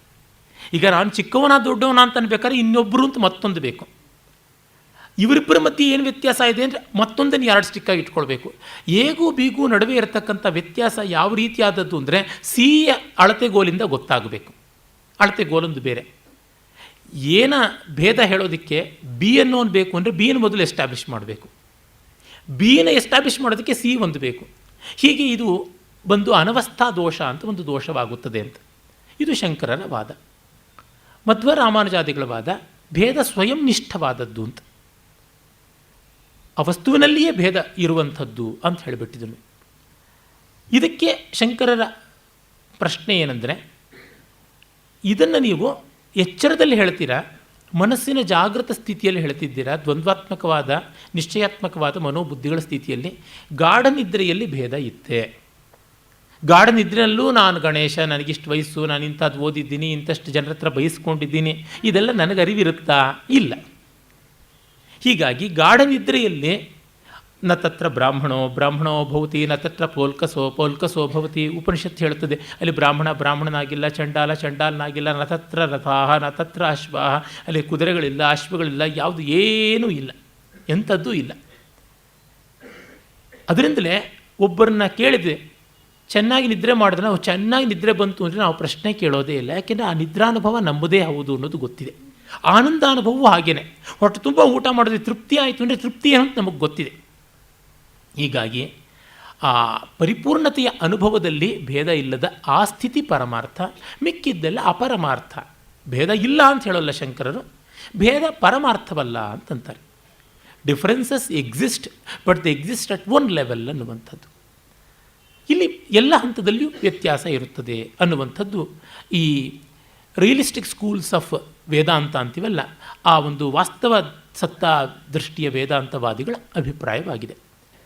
ಇನ್ನು ಮೋಕ್ಷ ಬಗ್ಗೆ ನೋಡಿದ್ರೆ ಜೀವನ್ಮುಕ್ತಿ ಇಲ್ಲ, ವಿದೇಹ ಮುಕ್ತಿ, ದೇಹಪಾತಾನಂತರವೇ ಮುಕ್ತಿ. ಮತ್ತು ಮುಕ್ತಿ ಅಂತಂದರೆ ವಿಷ್ಣು ಲೋಕಕ್ಕೋ ಶಿವಲೋಕಕ್ಕೋ ಹೋಗುವುದು, ಅವರ ಹತ್ತಿರದಲ್ಲಿರೋದು ಸಾಮೀಪ್ಯ, ಅಥವಾ ಅವರ ಆಕಾರ ಪಡೆಯೋದು ಸಾರೂಪ್ಯ, ಅಥವಾ ಅವರ ಲೋಕದಲ್ಲಿರುವುದು ಸಾಲೋಕ್ಯ. ಅಷ್ಟೂ ಆಗಲಿಲ್ಲ ಅಂದರೆ ಅವರ ಲೋಕದ ಒಂದು ಸ್ಯಾಟಲೈಟ್ ಟೌನಲ್ಲಿ ಆಚೆ ಕಡೆಗೆ ನಿಂತ್ಕೊಳ್ಳೋದು ಸಾರ್ಷ್ಟಿ ಸಾಯುಜ್ಯ ಅಂತ ಕರೀತಾರೆ. ಈ ಥರದ್ದು ಉಂಟು ಅಂತ. ಆ ಲೋಕಗಳನ್ನು ನಾವು ಕಂಡಿಲ್ವೇ ಅಂದರೆ ನಂಬಿ ಹಾಗಿದ್ರೆ ನನ್ನಂಥವನಿಗಾಗೋದಿಲ್ಲ. ನನಗೆ ನನ್ನ ಅನುಭವಕ್ಕೆ ಬಂದಿದ್ದನ್ನೇ ಒಪ್ಪುತ್ತೀನಿ. ಆದರೆ ನಮ್ಮ ಅನುಭವಕ್ಕೆ ಬಾರದ್ದನ್ನು ಒಪ್ಪುವಂಥವ್ರು ಎಷ್ಟೋ ಜನ ಇದ್ದಾರೆ, ಬಹಳಷ್ಟು ಜನ ಇದ್ದಾರೆ. ಹಾಗಾಗಿ ನಂಬಿದವರಿಗೆ ಸರಿ. ಅದಕ್ಕೆ ಈ ಜಗತ್ತನ್ನು ಕೂಡ ಸ್ಥೂಲಾರ್ಥದಲ್ಲಿ ನಾವು ನಂಬುವಂಥವರು. ರಮಣ ಮಹರ್ಷಿಗಳು ಮಹಾ ವಿಶ್ರುತರಾದಂಥ ಜ್ಞಾನಿಗಳವರ ಬಳಿ ಯಾರೋ ಹೋಗಿ ಕೇಳಿದ್ರು, ಸ್ವರ್ಗ ನರಕ ಇವೆಲ್ಲ ಇದೆಯಾ ಅಂತ. If you believe in the absolute existence of this world, those worlds also exist. If you don't they will not ಅಂತಂದರು. ಇದು ನಾವು ಗಮನಿಸಿಕೊಳ್ಬೇಕಾದದ್ದು. ಮತ್ತೆ ಹೇಳ್ತಾ ಇದ್ದೀನಿ, ಇದು ಅವ್ರನ್ನ ಕೀಳು ಮಾಡೋಕ್ಕೋ ಇವ್ರನ್ನ ಮೇಲು ಮಾಡೋಕ್ಕೋ ಹೇಳ್ತಾ ಇಲ್ಲ. ನಾವು ಎಲ್ಲಿ ನಿಂತುಕೊಂಡಿದ್ದೀವೋ ಅದನ್ನು ಒಪ್ಕೊಳ್ಬೇಕು. ನಮಗೆ ಇದು ದೊಡ್ಡದು ಇದು ಸಣ್ಣದು ಅನ್ನೋದಕ್ಕಿಂತ ನಮಗೆ ಯಾವುದು ಬೇಕಾಗಿದೆ ಅನ್ನೋದನ್ನು ನೋಡಿಕೊಳ್ಬೇಕು. ವೇರ್ ಈಸ್ ಅವರ್ ನೀಡ್ ಅಂತ. ನಾನು ಅಡ್ಮಿಟ್ ಆಗಬೇಕಾಗಿರೋದು 9ನೇ ಕ್ಲಾಸ್ಗಾದರೆ 8ನೇ ಕ್ಲಾಸಿಗೆ ಎಷ್ಟು ಒಳ್ಳೆ ಟೀಚರ್ ಬಂದರೂ ನಾನು ಹೋಗೋದಿಲ್ಲ. 10ನೇ ಕ್ಲಾಸಿಗೆ ಎಷ್ಟು ಸ್ಕಾಲರ್ಶಿಪ್ ಕೊಡ್ತೀವಿ ಅಂದರೂ ನಾನು ಹೋಗಲಾರೆ. ನನಗೆ ಯಾವುದು ಬೇಕಿದೆಯೋ ನಾನು ಅದನ್ನು ಮಾಡ್ಕೊಳ್ತೀನಿ. ಈ ಆಯ್ಕೆಯ ಸ್ವಾತಂತ್ರ್ಯ ಅನ್ನೋದು ಪ್ರತಿಯೊಬ್ಬರಿಗೂ ಇದೆ. ಮತ್ತು ಆಯ್ಕೆಯ ಸ್ವಾತಂತ್ರ್ಯದ ಜೊತೆಗೆ ಜವಾಬ್ದಾರಿಯೂ ಇದೆ. ತಾನು ಎಲ್ಲಿ ಸೇರಿದರೆ ಉದ್ಧಾರವಾಗ್ತೀನಿ ಅನ್ನುವಂಥ ತಿಳುವಳಿಕೆ ಬೇಕು. ಈ ದೃಷ್ಟಿಯಿಂದ ನೋಡಿದರೆ ನಾವು ಹುಟ್ಟಿದ್ದು ಈ ಕುಲದಲ್ಲಿ, ಹುಟ್ಟಿದ್ದು ಈ ಮತದಲ್ಲಿ, ಅದಕ್ಕೆ ಅಲ್ಲೇ ಇರ್ತೀವಿ ಅನ್ನೋದ್ರೊಳಗೆ ಯಾವ ಅರ್ಥವೂ ಕಾಣೋದಿಲ್ಲ. ಅಲ್ಲಿ ನಮಗೆ ನೆಮ್ಮದಿ ಇದೆ, ನಮಗೆ ಆ ದಾರಿ ಶ್ರೇಯಸ್ಕರವಾಗಿದೆ ಅಂತ ಅನಿಸಿದರೆ ಇರ್ತೀವಿ. ಶ್ರೇಯಸ್ಕರವಾಗಿದೆ ಅಂತ ನಮಗೆ ಮನದಟ್ಟಾದ ಮೇಲಿಂದ ನಾವು ಮಿಕ್ಕವ್ರನ್ನ ಉಪೇಕ್ಷೆ ಮಾಡುವ, ಕುಚೇಷ್ಟೆ ಮಾಡುವುದಕ್ಕೂ ಹೋಗೋಲ್ಲ. ಕಾರಣ ನಮಗೆ ನೆಮ್ಮದಿಯಾಗಿದೆ. ನಾನು ಎಂದಾದರೂ 8ನೇ ಕ್ಲಾಸ್ ಸೇರಿದವನೋ ಅಥವಾ 9ನೇ ಕ್ಲಾಸ್ಗೆ ಅಡ್ಮಿಟ್ ಆದವನೋ 10ನೇ ಕ್ಲಾಸಲ್ಲಿರೋರೆಲ್ಲ ಅಯೋಗ್ಯರು ಅಂತಂದೇನ, ಅಥವಾ 8ನೇ ಕ್ಲಾಸಲ್ಲಿದ್ದವರೆಲ್ಲ ನಿಷ್ಪ್ರಯೋಜಕರು ಅಂತಂದೇನ? ಇಲ್ಲ. ಅವ್ರವ್ರು ಮಾಡ್ಕೋತಾರೆ. ನನಗೆ ಈರುಳ್ಳಿ ಸೇರೋಲ್ಲ, ಬೆಳ್ಳುಳ್ಳಿ ಸೇರೋಲ್ಲ, ನಾನು ಈರುಳ್ಳಿ ತಿನ್ನೋರೆಲ್ಲ ರಾಕ್ಷಸರು ಅಂತಂದೇನ ಅನ್ನೋಕ್ಕೆ ಸಾಧ್ಯ ಇಲ್ಲ. ನನಗೆ ಅದನ್ನು ತಿನ್ನದೇ ಇರೋದ್ರೊಳಗೆ ಸಂತೋಷ ಇದೆಯಪ್ಪ. ತಿಂದವ್ರಿಗೆ ಆ ಸಂತೋಷ ಇದ್ದರೆ ಇರಲಿ, ನನಗೆ ಬೇಕಾದ ನನಗೆ ಕೊಟ್ಬಿಡಿ ಅಷ್ಟೇ. ನನಗೆ ಬೇಕಾದ ನಾನು ಪಡ್ಕೊಳ್ತೀನಿ. ನನಗೆ ಒಂದು ಕಡೆ ನೆಮ್ಮದಿ ಸಿಕ್ಕ ಮೇಲೆ ಇನ್ನೊಂದನ್ನು ಎತ್ತಾಡುವ, ಇನ್ನೊಂದನ್ನು ಧಿಕ್ಕರಿಸುವ ಪ್ರಮೇಯವೇ ಬರೋಲ್ಲ. ನಾವು ತುಂಬ ದೊಡ್ಡ ಬರ್ಡನ್ ಹಾಕ್ಕೋತೀವಿ, ಜಗತ್ತನ್ನು ಉದ್ಧಾರ ಮಾಡೋದಕ್ಕೆ ಹೋಗ್ತೀವಿ ಅಂತ. ಈ missionaries is the deadly enemy of true learning. ಇನ್ನೊಬ್ಬ ಪ್ರಾಮಾಣಿಕವಾಗಿ ಸಂದೇಹಗಳು ಕೇಳಿದ್ರೆ, ನೋಡಪ್ಪ ನನಗೆ ಅನಿಸಿದ್ದಿಷ್ಟು, ನನಗೆ ತಿಳಿದಿರೋದಿಷ್ಟು, ಇದನ್ನು ಹೇಳ್ತೀನಿ. ಅಥವಾ ನೀನು ನನ್ನ ಸ್ಟ್ಯಾಂಡನ್ನು ತಪ್ಪು ಅಂದರೆ ನನ್ನ ಅನುಭವದಿಂದಾಗಿ ನನಗೆ ಅದು ಸರಿಯಿಲ್ಲ ನೀನು ಹೇಳುವಂಥದ್ದು ಅಂತ ಅನಿಸುತ್ತೆ ಅಂತ ಅಷ್ಟು ಹೇಳ್ಬೋದೇ ಹೊರತುನುವೆ ಅವನಿಗೋಗಿ ನೀನು ಸರಿಯಾಗಿಲ್ಲದೆ ಇರೋದು ಮಾಡ್ತಾ ಇದೆಯಾ ಅಂತ ತಲೆ ಮೇಲೆ ಮೊಡೆ ಹೊಡೆಯುವಂಥದ್ದು ಖಂಡಿತ ನಡೆಯಬಾರದು. ಇದು ಗಮನಿಸಿಕೊಳ್ಳಬೇಕಾದದ್ದು. ಹೀಗಾಗಿ ವೈಕುಂಠವೋ ಕೈಲಾಸವೋ ಮತ್ತೊಂದೋ ಒಪ್ಪಿದವರಿಗೆ ಅದು ಇದ್ದೇ ಇದೆ. ಒಪ್ಪಿದವರಿಗೆ ಸಮಾಧಾನ ಇದೆ, ಅವರಿಗೆ ಪ್ರಶ್ನೆಯೇ ಬರೋದಿಲ್ಲ. ಹತ್ತು ಕರೆದು ಗೋಳಾಟ ಮಾಡಿಕೊಳ್ಳೇಬೇಕಾಗೋದಿಲ್ಲ. ಯಾವಾಗ A person will get offended when his views and when his stand is shaky. ನಮ್ಮ ನಿಶ್ಚಯ ನಮಗೆ ಅಸ್ಥಿರವಾಗಿದ್ದಾಗಲೇ ಶೇಷಂ ಕೋಪೇನ ಪೂರಯೇತ್, ಶೇಷಂ ಅಶ್ರುಣ ಪೂರಯೇತ್ ಅಂತ ಕೋಲಾಹಲ ಆಗುವಂಥದ್ದು. ಮತ್ತು ನಾವು ನಂಬಿರುವಂಥದ್ದು ಅನುಭವಕ್ಕೆ ತಂದುಕೊಳ್ಳದೇ ಇರೋವರೆಗೂ ನಂಬಿಕೆ ಗಟ್ಟಿಯಾಗಿರೋಲ್ಲ ಅಷ್ಟೇ. ನಂಬಿಕೆ ಅನ್ನೋದು ಇಟ್ಕೊಂಡವಳ ಹಾಗೆ, ಅನುಭವ ಅನ್ನೋದು ಕಟ್ಕೊಂಡವಳ ಹಾಗೆ. ಎಂದೂ ಯಾವತ್ತೂ ಅದು ಹೋಗುವಂಥದ್ದೇನೆ. ಯಾಕೆಂದರೆ ಅನುಭವಕ್ಕೆ ಬಂದಿಲ್ಲವಾದ್ದರಿಂದ ಅದು ಕೈಜಾರುವ ಪ್ರಮೇಯ ಸದಾ ಇದ್ದೇ ಇರುತ್ತದೆ. ಅದಕ್ಕಾಗಿ ನಂಬಿಕೆ ತಪ್ಪಲ್ಲ, ನಂಬಿಕೆಯನ್ನು ಅನುಭವ ಮಾಡಿಕೊಳ್ಳದೇ ಇರೋದು ತಪ್ಪು. ನೀವು ನಂಬಿದ್ದು ನಿಮ್ಮ ಅನುಭವಕ್ಕೆ ಬಂದಿದೆಯೇ ಅಂತ ಡಿ ವಿ ಜಿ ಕೇಳ್ತಾ ಇದ್ರಂತೆ. ಯಾರೋ ಬಂದು ದ್ವೈತ ಸರಿಯೇ, ವಿಶಿಷ್ಟಾದ್ವೈತ ಸರಿಯೇ, ಅದ್ವೈತ ಸರಿ ಅಂದರೆ ನಿಮಗೆ ಯಾವ ತತ್ವ ಅನುಭವಕ್ಕೆ ಬಂದಿದೆ ಹೇಳಿ ಅಂತಿದ್ರಂತೆ. ನಾಲಿಗೆ ಸೇದು ಹೋಗ್ಬಿಡುತ್ತೆ ಆ ತಕ್ಷಣವೇ. ಅನುಭವಕ್ಕೆ ಬಂದ ಮೇಲೆ ನೆಮ್ಮದಿ ಬಂದೇ ಬರುತ್ತದೆ. ಅದು ಆ ಸರಿ ಅಂದರೂ ನೆಮ್ಮದಿ ಬರುತ್ತೆ, ತಪ್ಪು ಅಂದರೂ ನೆಮ್ಮದಿ ಬರುತ್ತೆ. ನೋಡಿ, ದುಃಖ ಎಲ್ಲ ಎಲ್ಲಿವರೆಗೂ ಇರುತ್ತೆ? ನಿಶ್ಚಯ ಬರದೇ ಇರೋವರೆಗೂ. ನೋಡಿಪ್ಪ, ಪೇಷಂಟು ಏನೂ ಪ್ರಯೋಜನ ಇಲ್ಲ, ವೆಂಟಿಲೇಟ್ರು ಹಾಕಾಯಿತು, ಇನ್ನು ಹರೋಹರ ಅಷ್ಟೇ ಅಂತಂದಮೇಲೆ ಸರಿ, ಇನ್ನು ಅವ್ರು ಬದುಕೋದಿಲ್ಲ ಅಂದಾಗ ಒಂದು ನಿಶ್ಚಯ ಬರುತ್ತೆ. ವೈದಾಟ ಇರೋದಿಲ್ಲ. ಆ ನಿಶ್ಚಯಾತ್ಮಕ ಜ್ಞಾನ ಅನುಭವಜನ್ಯವಾದದ್ದು.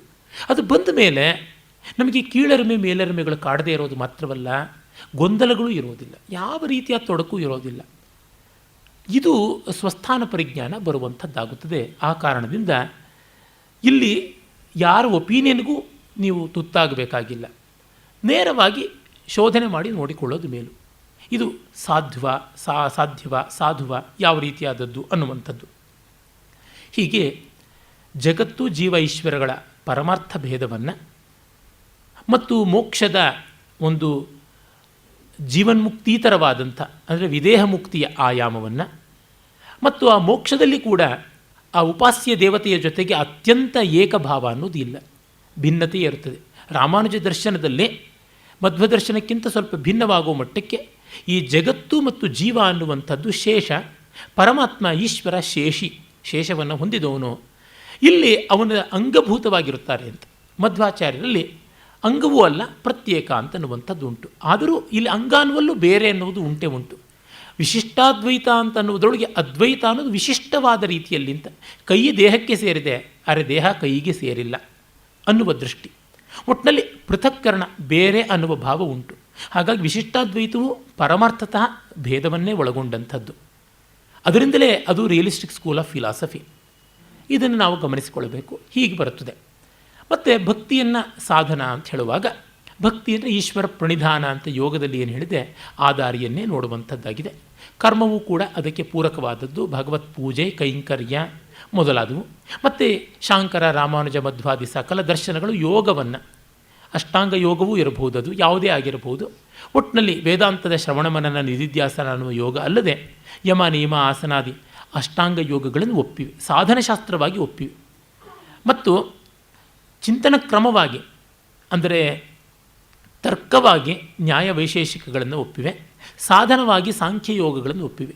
ಈ ಪ್ರಕೃತಿ ಪುರುಷ ಅನ್ನುವಂಥ ಸಾಂಖ್ಯದ ತತ್ವದಲ್ಲಿ ಬರುವ ಪ್ರಕೃತಿಯನ್ನು ಬ್ರಹ್ಮವಸ್ತುವಿನ ಶಕ್ತಿ, ನಾರಾಯಣನ ಶಕ್ತಿ ಲಕ್ಷ್ಮಿ ಅಂತ, ಅಥವಾ ಶಿವನ ಶಕ್ತಿ ದೇವತೆ ಉಮಾ ಅಂತ, ಅಥವಾ ಶ್ರೀಹರಿಯ ಶಕ್ತಿ ರಮಾ ಅಂತ ಈ ರೀತಿಯಾಗಿ ಒಪ್ಪಿಕೊಂಡಿರುವಂಥದ್ದು.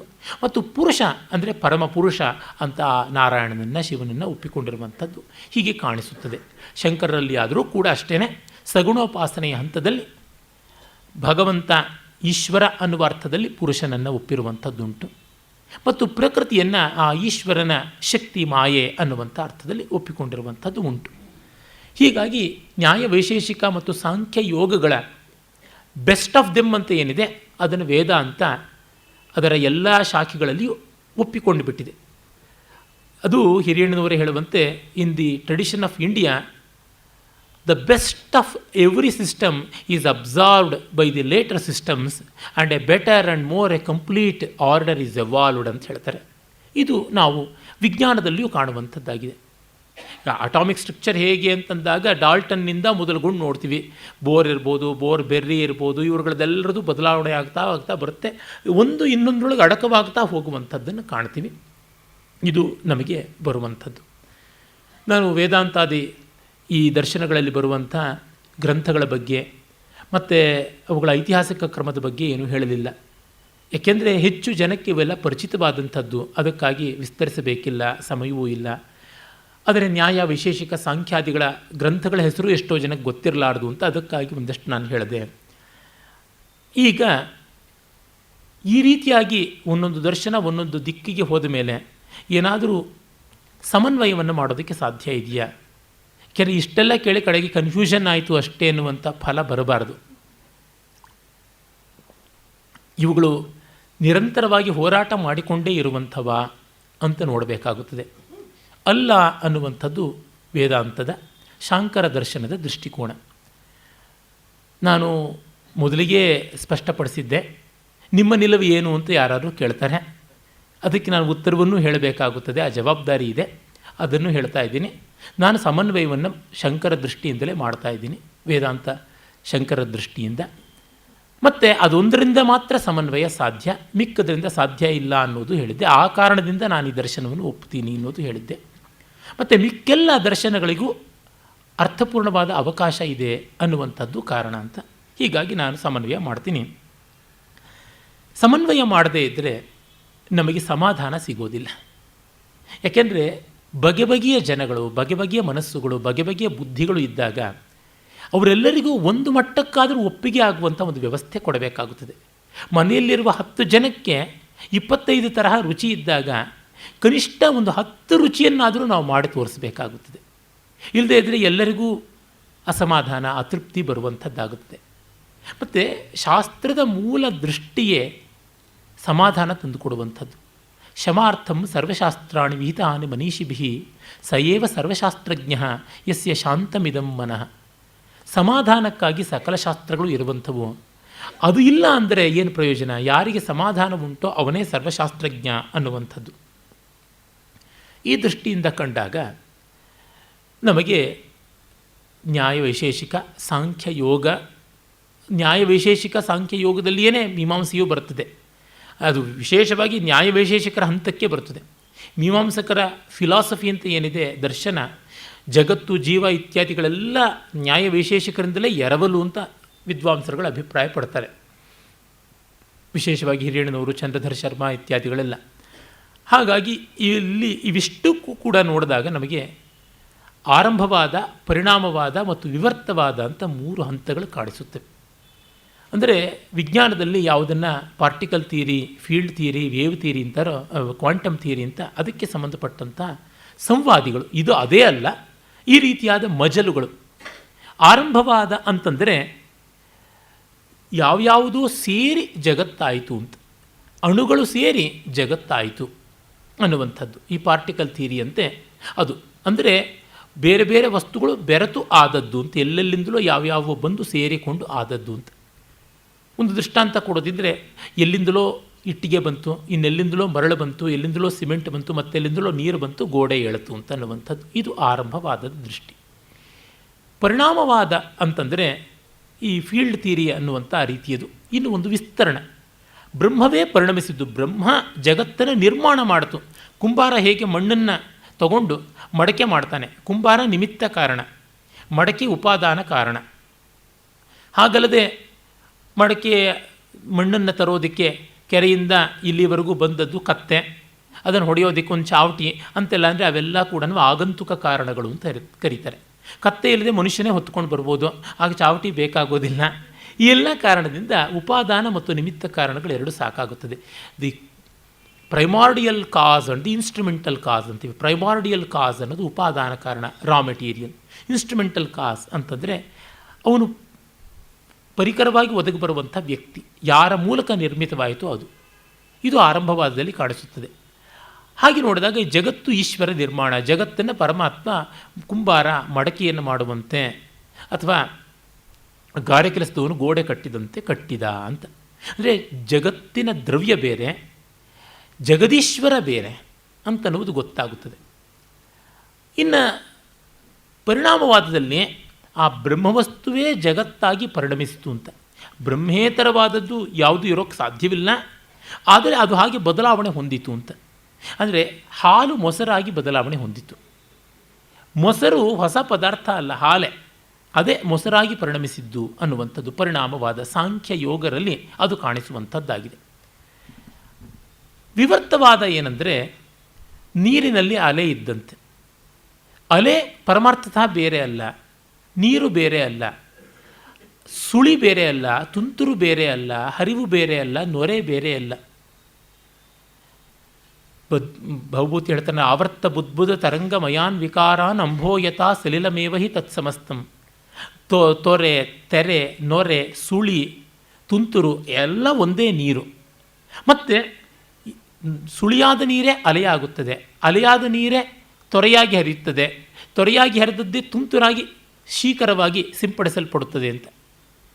ಆದರೆ ಇಲ್ಲಿ ಬದಲಾದರೆ ಪರಿಣಾಮವಾದದಲ್ಲಿ ಬದಲಾದಂತೇನೆ, ಅಂದರೆ there is a positive emphatic change ಅಂತ. Here the change is an appearance ಅಂತ. ಆಪಾತತಃ ತೋರಿಕೊಳ್ಳುವ ಬದಲಾವಣೆ ವಸ್ತುತಃ ಇಲ್ಲ ಅನ್ನುವಂಥದ್ದು. ಹೀಗೆ ಮೂರು ಉಂಟು. ನಮಗೆ ಭೌತಶಾಸ್ತ್ರದ ದೃಷ್ಟಿಯಿಂದ ನೋಡಿದಾಗಲೂ ಗೊತ್ತಾಗುತ್ತದೆ. ಆರಂಭವಾದದ ಒಂದು ರೀತಿಯಲ್ಲಿ ನೋಡಿದ್ರೆ ಹೇಗೆ ಎಲ್ಲಿಯೋ ಇದ್ದಂಥ ಕಬ್ಬಿಣ, ಇನ್ನೆಲ್ಲಿಯೋ ಇದ್ದಂಥ ಆಮ್ಲಜನಕ ಎರಡೂ ಸೇರಿಕೊಂಡು ಫೆರಿಕ್ ಆಕ್ಸೈಡ್, ಫೆರಸ್ ಆಕ್ಸೈಡ್ ಈ ಥರ ಆಗಿವೆ. ಕಬ್ಬಿಣ ಕಿಲುಬು ಕಟ್ಟಿಕೊಂಡಿದೆ ಅಂತ. ಮತ್ತು ಅದನ್ನು ರೆಡ್ಯೂಸ್ ಮಾಡಿದ್ರೆ ವಾಪಸ್ ಆಗ್ಬೋದೇನೋ. ಹಾಗಲ್ಲದೆ ಮಣ್ಣು ಮಡಕೆಯಾಗಿ ಬದಲಾವಣೆ ಹೊಂದಿದೆ.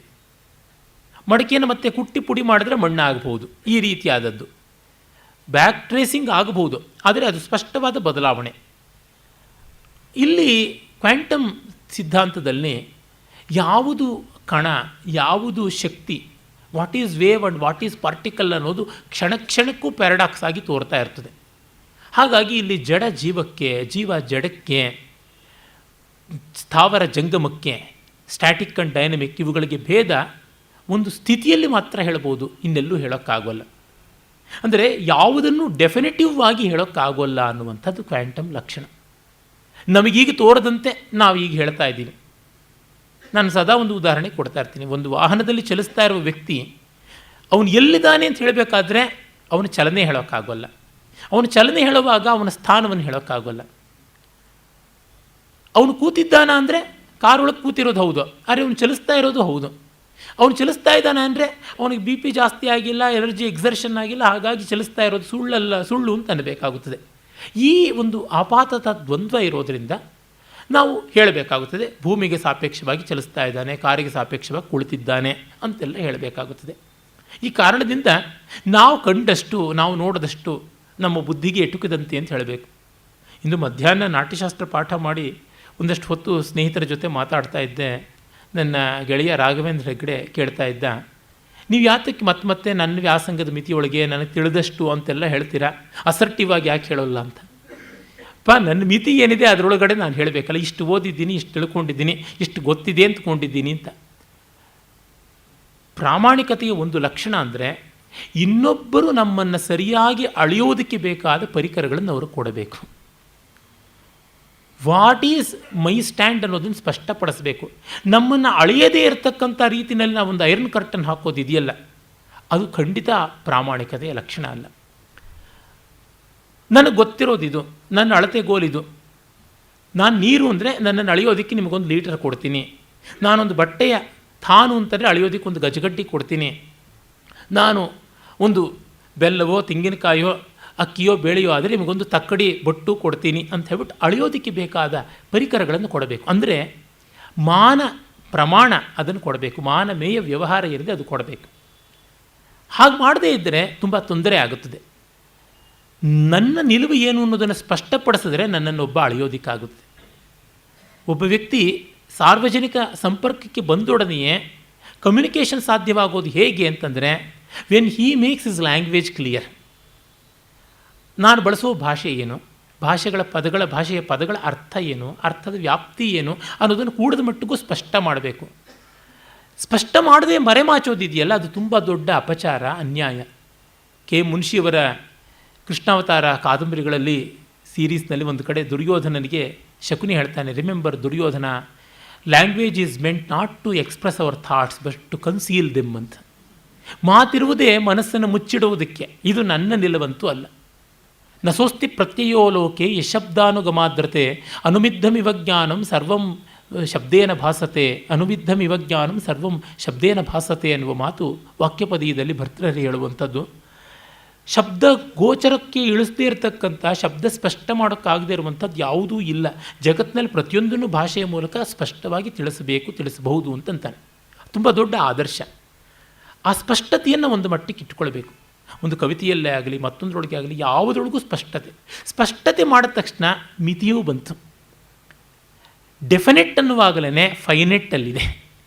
ಫೈನೆಟ್ ಅಂತಂದ ತಕ್ಷಣವೇ ಲಿಮಿಟ್ಸ್ ಕ್ಲೀನಾಗಿ ಗೋಚರವಾಗುತ್ತೆ. ಇವ್ರ ಯೋಗ್ಯತೆ ಇಷ್ಟು ಅಂತ ಗೊತ್ತಾಗುತ್ತೆ. ಆ ರೀತಿ ನಮ್ಮ ಯೋಗ್ಯತೆಯನ್ನು ಜನರ ಮನೋಬುದ್ಧಿಗಳ ತಕ್ಕಡಿಯಲ್ಲಿ ಅಳೆಯೋದಕ್ಕೆ ಅವಕಾಶ ಕೊಡುವುದೇ ಒಬ್ಬ ವ್ಯಕ್ತಿಯ ಪ್ರಾಮಾಣಿಕತೆಯ ಲಕ್ಷಣ ಅಂತ ನನಗನ್ಸುತ್ತದೆ. ಹಾಗಲ್ಲದೆ ನಾವು ಹೇಳೋದನ್ನು ಯಾರಿಗೂ ಅರ್ಥವಾಗದಂತೆ, ಆದರೆ ನಾವೇನೋ ದಿವ್ಯವಾದದ್ದನ್ನು ಹೇಳದಂತೆ ಭ್ರಮೆ ಬರೆಸೋದಿದೆಯಲ್ಲ, ಅದು ಲೋಕವಂಚನೆ, ಅದು ವಿದ್ಯಾ ವ್ಯಭಿಚಾರ, ವಾಗ್ವ್ಯಭಿಚಾರ ಅಂತ ನನಗೆ ಬಹಳ ಸ್ಪಷ್ಟವಾಗಿ ಅನಿಸುವಂಥದ್ದು. ಹಾಗಾಗಿ ವೇರ್ ಇಸ್ ಸ್ಟ್ಯಾಂಡ್, ನಾನು ತಪ್ಪೇ ಮಾಡಿರ್ಬೋದು, ಆದರೆ ಇಂಥ ಕಡೆ ಇವರು ತಪ್ಪು ಮಾಡಿದ್ದಾರೆ ಅಂತ ಇನ್ನೊಬ್ಬರು ತೋರಿಸುವಂಥ ರೀತಿಯಲ್ಲಿ ಇರಬೇಕು. ಹಾಗಲ್ಲದೆ ನಮ್ಮ ಬೇಕಾದಷ್ಟು ಜನ ಸೋಕಾಲ್ಡ್ ಗಾಡ್ಮೆನ್, ಸೋಕಾಲ್ಡ್ ಪ್ರವಚನ ಪಟುಗಳು, ಸೋಕಾಲ್ಡ್ ಗ್ರಂಥಕರ್ತರು ಎಲ್ಲ ಇದ್ದಾರೆ. ಅವ್ರುಗಳದ್ದು ಹಾಗೆ ಮಾತು ಆಡಬೇಕು, ಮೀನಿಂಗೂ ಇರಬಾರ್ದು ಅಂತ ಕೈಲಾಸಂ ಹೇಳ್ತಾರೆ. ಆ ರೀತಿಯಾದದ್ದು ನನಗೆ ಒಪ್ಪಿಗೆ ಆಗೋಲ್ಲ. ಇದು ನಮ್ಮ ಎಲ್ಲ ಶಾಸ್ತ್ರಕಾರರು ತುಂಬ ಪ್ರಾಮಾಣಿಕವಾಗಿ ಮಾಡೋಕ್ಕೆ ನೋಡಿದ್ದಾರೆ. ಪ್ರತಿಯೊಬ್ಬರು ಕೂಡ ತಮ್ಮದು ತಪ್ಪೋ ಸರಿಯೋ ತುಂಬ ಸ್ಪಷ್ಟವಾಗಿ ಪ್ರಾಮಾಣಿಕವಾಗಿ ಹೇಳೋಕ್ಕೆ ಹೊರಟಿದ್ದಾರೆ. ಇಲ್ಲಿ ಕನ್ಫ್ಯೂಷನ್ ಇದೆ ಅನ್ನೋದು ಕೂಡ ಒಂದು ಪ್ರಾಮಾಣಿಕವಾದಂಥದ್ದೇ. ಜೈನರಲ್ಲಿ ಸಪ್ತಭಂಗಿ ನ್ಯಾಯ ಅಂತ ಬರ್ತದೆ, ಸಪ್ತಭಂಗಿ ನ್ಯಾಯ ಅಂತ ಕರೀತಾರೆ. ಅದನ್ನು ಸ್ಯಾದ್ವಾದ ಅಂತ ಕರೀತಾರೆ. ಅದು ಅಸ್ತಿವಾ ನಾಸ್ತಿವಾ, ನಾಸ್ತಿ ಅಸ್ತಿ ನಾಸ್ತಿ ಅಂತ ಹೇಳ್ಬಿಟ್ಟು 7 ಬಗೆಯಲ್ಲಿ ಮಾಡ್ತಾರೆ. ಪ್ರಾಯಶಃ 3 ಬಗೆ ಸಾಕಾಗುತ್ತಂತೆ. ಸ್ಯಾದಸ್ತಿ, ಸ್ಯಾನ್ನಾಸ್ತಿ, ಸ್ಯಾದಸ್ತಿ ನಾಸ್ತಿ ಅಂತ ಮಾಡಿದ್ರೆ ಮಿಕ್ಕಿದಾಯ್ತು. ಅದು ಇದೆ, ಇದೆಯೋ ಏನೋ, ಅದು ಇಲ್ಲವೋ ಏನೋ, ಅದು ಇದ್ದೂ ಇಲ್ಲದೇ ಇರಬಹುದು, ಈ ಥರದ್ದು. ಇದಕ್ಕೆ ಮಿಕ್ಕವ್ರ ದರ್ಶನಗಳದವರು ಆಕ್ಷೇಪ ಮಾಡ್ತಾರೆ, ನೀವು ಎಲ್ಲ ಡೌಟಲ್ಲೇ ಹೇಳ್ತಿದ್ದೀರಲ್ಲ ಅಂತ. We are very specific about our doubts ಅಂತ ಅವರಂತಾರೆ. ನಮಗೆ ಕನ್ಫ್ಯೂಷನ್ ಇದೆ ಅನ್ನೋದ್ರೊಳಗೆ ಯಾವ ಕನ್ಫ್ಯೂಷನ್ನೂ ಇಲ್ಲ ಅನ್ನುವಂಥದ್ದು. ಇದು ಆ ಕ್ವಾಂಟಮ್ ಲೆವೆಲ್ನಲ್ಲಿ ನಡೆಯುವಂಥದ್ದು. We try to describe the physical world ಅಂತಲೇ ವಿಜ್ಞಾನಿಗಳು ಹೇಳ್ತಾ ಇದ್ದಾರೆ ಹೊರತು we describe it, we define it ಅಂತೆಲ್ಲ ಏನು ಜಂಬ ಮಾಡೋದಿಲ್ಲ. ನಮಗೆ ಈ ಹೊತ್ತು ತೋರಿದಂತೆ ಇರುವಂಥದ್ದು ಏನು ಅನ್ನುವ ಸ್ಪಷ್ಟತೆ, ಇದು ವಿವರ್ತವಾದದ ಲಕ್ಷಣ. ಆರಂಭವಾದದಲ್ಲಿ ಮತ್ತು ಪರಿಣಾಮವಾದದಲ್ಲಿಯೇ ಎಲ್ಲ ದರ್ಶನಗಳು ಬರ್ತವೆ. ವಿವರ್ತವಾದಕ್ಕೆ ಬಂದು ನಿಲ್ಲೋದು ಪೂರ್ಣವಾಗಿ ಶಾಂಕರ ದರ್ಶನ. ಒಂದೆರಡು ಸ್ಪಷ್ಟೀಕರಣ ಕೊಟ್ಟರೆ ಬೌದ್ಧ ದರ್ಶನ. ಬೌದ್ಧ ದರ್ಶನದ ಪ್ರತೀತ್ಯ ಸಮುತ್ಪಾದ ಅಥವಾ ಪಟಿಚ್ಯ ಸಮುತ್ಪಾದ ಅಂತ ಏನು ಪಾಲಿ ಭಾಷೆಯಲ್ಲಿ ಹೇಳ್ತಾರೆ, ಅದು ವಸ್ತುತಃ ನೋಡಿದ್ರೆ ವಿವರ್ತವಾದವೇ ಆಗಿದೆ. ಆದರೆ ದುರ್ದೈವದಿಂದ ಬುದ್ಧ ಶಂಕರರು ಸ್ಪಷ್ಟ ಮಾಡಿದಂಥ ರೀತಿಯಲ್ಲಿ ನಿಷ್ಕೃಷ್ಟವಾಗಿ ತನ್ನ ಪ್ರಮೇಯಗಳನ್ನು ರೂಪಿಸಲಿಲ್ಲ. ಹೇಳಿದ್ದನ್ನು ನಾವು ಇನ್ಫರ್ ಮಾಡ್ಕೋಬೇಕಾಗಿದೆ, ಎಷ್ಟನ್ನೋ ಬೇರೆ ಬೇರೆ ಕಡೆಯಿಂದ ಸಪ್ಲಿಮೆಂಟ್ ಮಾಡ್ಕೊಳ್ಬೇಕಾಗಿದೆ. ಬುದ್ಧ ತರ್ಕಕರ್ಕಶವಾದ ಶಾಸ್ತ್ರೀಯವಾದ ರೀತಿಯ ರಚನೆ ಮಾಡಲಿಲ್ಲವಾದ್ದರಿಂದ, ಸಂದರ್ಭೋಚಿತವಾದ ಸಂವಾದಗಳು ಮಾಡಿದ್ರಿಂದ ಗೊತ್ತಾಗಲ್ಲ. ಈಗ ಉದಾಹರಣೆಗೆ ಶ್ರೀರಾಮಕೃಷ್ಣ ಪರಮಹಂಸರ ಯಾವೊಂದು ಗಾಸ್ಪೆಲ್ ಅಂತ ಇದೆ, ವಚನವೇದ, ಅದನ್ನು ಇಟ್ಕೊಂಡ್ರೆ ನಮ್ಮ ಸಚ್ಚಿದಾನಂದೇಂದ್ರ ಸರಸ್ವತಿ ಸ್ವಾಮಿಗಳ ಅವಸ್ಥಾತ್ರಯ ಚಂದ್ರಿಕೆಯನ್ನು, ಪರಮಾರ್ಥ ಚಿಂತಾಮಣಿಯನ್ನು ಇಟ್ಟುಕೊಂಡ್ರೆ ಗೊತ್ತಾಗುತ್ತೆ ವ್ಯತ್ಯಾಸ. ಇವರು ಶಾಸ್ತ್ರ ಬರೆಯೋಕೆ ಹೊರಟವರು, ಹಾಗಾಗಿ ಯಾವ ಸಂದೇಹವೂ ಉಳಿಸೋಲ್ಲ. ರಾಮಕೃಷ್ಣ ಪರಮಹಂಸರ ಉದ್ದೇಶ ಶಾಸ್ತ್ರ ಬರವಣಿಗೆ ಅಲ್ಲ, ಸಾಧಕರಿಗೆ ಉತ್ತರಗಳನ್ನು ಕೊಟ್ಟದ್ದು ಅವರ ಪ್ರಶ್ನೆಗಳಿಗೆ. ಅವರಾಗಿ ಏನು ಹೇಳಬೇಕು ಅನ್ನೋ ಅಜೆಂಡಾನೇ ಇಟ್ಕೊಂಡಿರಲಿಲ್ಲ. ಬಂದು ಕೇಳಿದವರಿಗೆ ಆ ಹೊತ್ತಿಗೆ ಏನೋ ಅದನ್ನು ಹೇಳ್ತಾಯಿದ್ರು. ಹೇಳಿದ್ದೆಲ್ಲ ಸರಿ ಇದೆ, ಆದರೆ ಅದೆಲ್ಲ ಒಂದು ಕ್ರಮಬದ್ಧವಾದ ತರ್ಕಶುದ್ಧವಾದ ಪರಿಭಾಷೆಯಲ್ಲಿ ಬೆಳೆದು ಬಂದಿದೆ ಅಂತ ಹೇಳೋಕ್ಕಾಗೋಲ್ಲ. ಅದಕ್ಕಿಂತ ಹೆಚ್ಚು ಪರಿಷ್ಕೃತವಾದದ್ದು ರಮಣರದು. ಅವರು ಸಂವಾದವೇ ಮಾಡಿದ್ದು, ಆದರೆ ರಮಣರಲ್ಲಿ ತುಂಬ ಫೋಕಸ್ಡ್ ಆದದ್ದು, ರಾಮಕೃಷ್ಣರಲ್ಲಿ ಡಿಫ್ಯೂಸ್ ಆದಂಥದ್ದು. ಅದಷ್ಟೇ ಬಿಟ್ಟರೆ ಇನ್ಯಾವುದು ವ್ಯತ್ಯಾಸ ಇಲ್ಲ. By quality there is no difference ಅಂತನ್ನುವಂಥದ್ದು ಗೊತ್ತಾಗುತ್ತೆ. ಓನ್ಲಿ ಡಿಫರೆನ್ಸ್ ಇನ್ ಕೈಂಡ್ ಅಂತ ಗೊತ್ತಾಗುತ್ತದೆ, ಟೆಂಪರ್ಮೆಂಟ್ ಅಂತ. ಹೀಗೆ ನೋಡಿದಾಗ ನಮಗೆ ತಿಳಿಯುವಂಥದ್ದು ಏನಂತಂದರೆ, ವಿವರ್ತವಾದ ಈ ಹೊತ್ತಿನ ವಿಜ್ಞಾನ ಪ್ರಪಂಚದಲ್ಲಿ, ವಿಚಾರ ಪ್ರಪಂಚದಲ್ಲಿ ಅತ್ಯಂತ ಸೂಕ್ಷ್ಮವಾದಂಥ ವಾದ, ಮಿಕ್ಕೆಲ್ಲ ವಾದಗಳನ್ನು ಒಳಗೊಳ್ಳುವಂಥ ವಾದ, ಮಿಕ್ಕೆಲ್ಲ ವಾದಗಳಿಗೆ ನೆಲೆಯನ್ನು ಕಲ್ಪಿಸುವಂಥ ದೃಷ್ಟಿ. ಇವತ್ತಿನ ವಿಜ್ಞಾನದ ಆ ಕ್ವಾಂಟಮ್ ಥಿಯರಿ ನ್ಯೂಟೋನಿಯನ್ ಫಿಸಿಕ್ಸನ್ನು, ಮ್ಯಾಕ್ಸ್ವೆಲಿಯನ್ ಫಿಸಿಕ್ಸನ್ನು ಎಲ್ಲವನ್ನು ಅಂಗೀಕರಿಸಿಯೇ ಮುಂದುವರೆದಿರ್ತಕ್ಕಂಥದ್ದು. ಹೀಗಾಗಿ ಆ ದೃಷ್ಟಿಯಿಂದ ಸಮನ್ವಯ ಸಾಧ್ಯ ಅಂತನ್ನೋದನ್ನು ನಾನು ಹೇಳ್ತಾ ಇದ್ದೀನಿ. ಆ ದೃಷ್ಟಿಯನ್ನು ನಮ್ಮ ವೇದಗಳಲ್ಲಿಯೇ ನೋಡ್ತೀವಿ. ಮತ್ತು ಇನ್ನೂ ಒಂದು ಹೇಳ್ತೀನಿ, ನ್ಯಾಯ, ವೈಶೇಷಿಕ, ಜೈನ, ಬೌದ್ಧ, ಚಾರ್ವಾಕ ಮೊದಲಾದ ಎಲ್ಲ ದರ್ಶನಗಳಿಗೂ ವೇದಗಳಲ್ಲಿ ಅವಕಾಶ ಇದೆ. ಅಸತ ಸದಜಾಯತ ಅಂತ ವೇದದಲ್ಲೇ ಬರ್ತದೆ. ಅಸತ್ತಿನಿಂದ ಸತ್ತು ಬಂತು ಅಂತ ಹೇಳುವಾಗ ಚಾರ್ವಾಕ ದರ್ಶನವೇ ಇದೆ ಅಂತ ಅನ್ನಬೇಕು. ಈ ಜಗತ್ ಸೃಷ್ಟಿ ರಹಸ್ಯ ದೇವರಿಗೂ ಗೊತ್ತಿದೆಯೋ ಇಲ್ವೋ, ಸೊ ಅಂಗವೇದ ಯದಿವಾ ನವೇದ ಅನ್ನುವ ಡೌಟಲ್ಲಿ ಸಪ್ತಭಂಗಿಯನ್ನೇದು ಜೈನ ಇದೆ ಅಂತ ತೋರಿಸಬಹುದು. ಹೀಗೆ ಪ್ರತಿಯೊಂದು ದರ್ಶನಕ್ಕೂ ಬೇಕಾದ ಬೀಜ ವೇದಗಳಲ್ಲಿ ಉಂಟು. ವೇದದಲ್ಲಿ ಅದ್ವೈತವೂ ಇದೆ, ದ್ವೈತವೂ ಇದೆ, ವಿಶಿಷ್ಟಾದ್ವೈತವೂ ಇದೆ. ಇನ್ನೂ ಯಾವುದು ಕೇಳ್ತೀರಾ ಎಲ್ಲ ದರ್ಶನಗಳಿಗೂ ಅಲ್ಲಿ ಅವಕಾಶ ಉಂಟು. ಹೀಗಾಗಿ ವೇದ ಹೇಳಕೊಟ್ಟಿದ್ದು ನಮ್ಮದೇ ಅಂತಲ್ಲ, ಆದರೆ ಪ್ರಧಾನವಾಗಿ ಉಪನಿಷತ್ತುಗಳ ತಾತ್ಪರ್ಯ ಇರೋದು ಅಭೇದದಲ್ಲಿ, ಅದ್ವೈತದಲ್ಲಿ ಅನ್ನುವಂಥದ್ದನ್ನು ನಾವು ಗಮನಿಸಬಹುದು. ಕಾರಣ ಮೊದಲೇ ಹೇಳಿದಂತೆ ಅದರೊಳಗಡೆ ಸಮನ್ವಯ ಸಾಧ್ಯ ಇದೆ ಅಂತ ಅನ್ನುವಂಥದ್ದು ಅಷ್ಟೇ, ಇನ್ಯಾವುದೂ ಅಲ್ಲ. ಇನ್ಯಾವ ಆಗ್ರಹವೂ ಕಾರಣವಲ್ಲ. ನನಗೇನು ಶಂಕರಾಚಾರ್ಯರು ಚಿಕ್ಕಪ್ಪನ ಮಗನೋ ದೊಡ್ಡಪ್ಪನ ಮಗನೋ ಅಲ್ಲ, ಹಾಗಾಗಿ ನಾನು ಒಪ್ಪಿದ್ದು ಅಂತ ಏನೂ ಅಲ್ಲ.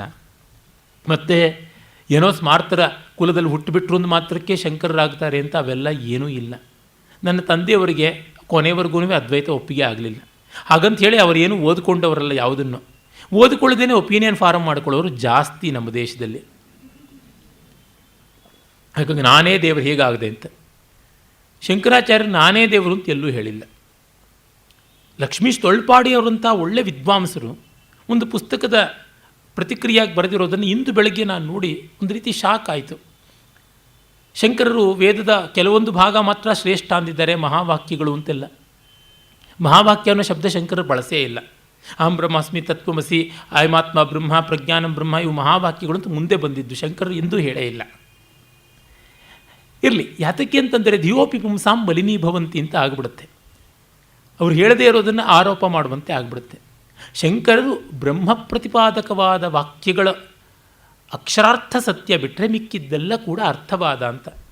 ಅದನ್ನು ಒಪ್ಪಿಕೊಳ್ಳದೇ ಇದ್ದರೆ ತುಂಬ ದೊಡ್ಡ ಅನರ್ಥ ಬಂದುಬಿಡುತ್ತೆ. ಅದನ್ನು ಒಪ್ಪಿಕೊಳ್ಳದೇ ಇದ್ದರೆ ಎಂಥ ಅನರ್ಥ ಬಂದುಬಿಡುತ್ತೆ ವೇದಕ್ಕೆ ಅಂತಂದರೆ, ನಾವೆಲ್ಲ ಇಸ್ಲಾಮಿನ ಕಟ್ಟರ್ ಸಮರ್ಥಕರು ಯಾವ ರೀತಿ ಆಡ್ತಾ ಇದ್ದಾರೆ ಹಾಗೆ ಆಡಬೇಕಾಗುತ್ತೆ. ತಾಲಿಬಾನ್ ಆಗಿಬಿಡ್ತೀವಿ ನಾವು. ಹೀಗಾಗಿ ತಾಲಿಬಾನೈಸೇಷನ್ನಿಂದ ತಪ್ಪಿಸಬೇಕು ಅಂದರೆ, ವೇದವನ್ನು ಕಾಪಾಡಬೇಕು ಅಂದರೆ ಹೀಗೆ ಹೇಳಬೇಕಾಗುತ್ತದೆ. ವೀರೇಶ್ವರಾನಂದರು ಬ್ರಹ್ಮಸೂತ್ರ ಭಾಷ್ಯಗಳ ಅನುವಾದವನ್ನು ಮಾಡಿದ್ದಾರೆ. ರಾಮಕೃಷ್ಣಾಶ್ರಮದಲ್ಲಿ ಇದ್ದಂಥವರು. ಅವರು ಒಂದು ಕಡೆ ಆನಂದಮಯೋಭ್ಯಾಸ ಅನ್ನುವ ಸೂತ್ರವನ್ನು, ಆನಂದಮಯಾಧಿಕರಣದ ಸೂತ್ರಗಳನ್ನು ವಿವೇಚನೆ ಮಾಡುವ ಸಂದರ್ಭದಲ್ಲಿ ಒಂದು ಮಾತು ಹೇಳ್ತಾರೆ. Here the sutrakara has been saved by the bhashyakara ಅಂತ. ಶಂಕರರ ವ್ಯಾಖ್ಯಾನವನ್ನು ನೋಡಿ. ಏನಂದರೆ, ನಾವು ವೇದವನ್ನು ಮತ್ತೊಂದನ್ನು ಅದರ ಮರ್ಯಾದೆ ಉಳಿಸಬೇಕು ಅಂದರೆ ಅದನ್ನು ಗೌಣ ಮಾಡಬೇಕು. ನಮ್ಮ ತಂದೆ ತಾಯಿಗಳೇ ನಿಜ, ಆದರೆ ನಮ್ಮ ಕ್ಷೇತ್ರದಲ್ಲಿ ಅವರ ಪರಿಣತಿ ಇಲ್ಲ. ನನಗೆ ಎಷ್ಟು ವಿಷಯ ಗೊತ್ತಿದೆ ಯಾವುದೋ ಒಂದು ಕೆಲವು ವಿಷಯಗಳಲ್ಲಿ, ಅದು ನಮ್ಮ ತಂದೆಗೂ ತಾಯಿಗೂ ಗೊತ್ತಿಲ್ಲದ್ದು. ನಮ್ಮ ತಂದೆ ತಾಯಿ ಆಗಿದ್ದು ಮಾತ್ರದಿಂದಲೇ ಅವರಿಗೆಲ್ಲ ಗೊತ್ತಿದೆ ಅಂತ ಹೇಗೆ ಹೇಳೋಕ್ಕೆ ಸಾಧ್ಯ? ಅವ್ರು ನನಗೆ ಜನ್ಮ ಕೊಟ್ಟವರು, ಆದರೆ ನನ್ನ ಜ್ಞಾನಕ್ಕೆ ಅವರೆಲ್ಲ ಜನ್ಮ ಕೊಟ್ಟಿದ್ದು.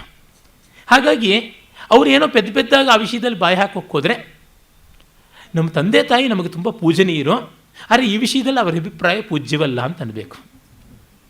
ನಾನು ತಂದೆ ತಾಯಿಗಳಿಗೆ ಪಾದ ಮುಟ್ಟು ನಮಸ್ಕಾರ ಮಾಡ್ತೀನಿ, ಆದರೆ ಈ ವಿಷಯದಲ್ಲಿ ವಿರೋಧ ಮಾಡ್ತೀನಿ ಅಂತನ್ನುವುದನ್ನು ಹೇಳಬೇಕಾಗುತ್ತದೆ. ಇಂಥ ಒಂದು ವಿವೇಚನೆ, ವಿವೇಕ ಅನ್ನುವಂಥದ್ದು ಬೇಕಾಗುತ್ತದೆ. ಇದನ್ನು ಇಟ್ಟುಕೊಂಡು ನಾವು ಸರ್ವದರ್ಶನ ಸಮನ್ವಯವನ್ನು ಮಾಡೋದಕ್ಕೆ ಸಾಧ್ಯ ಇದೆ.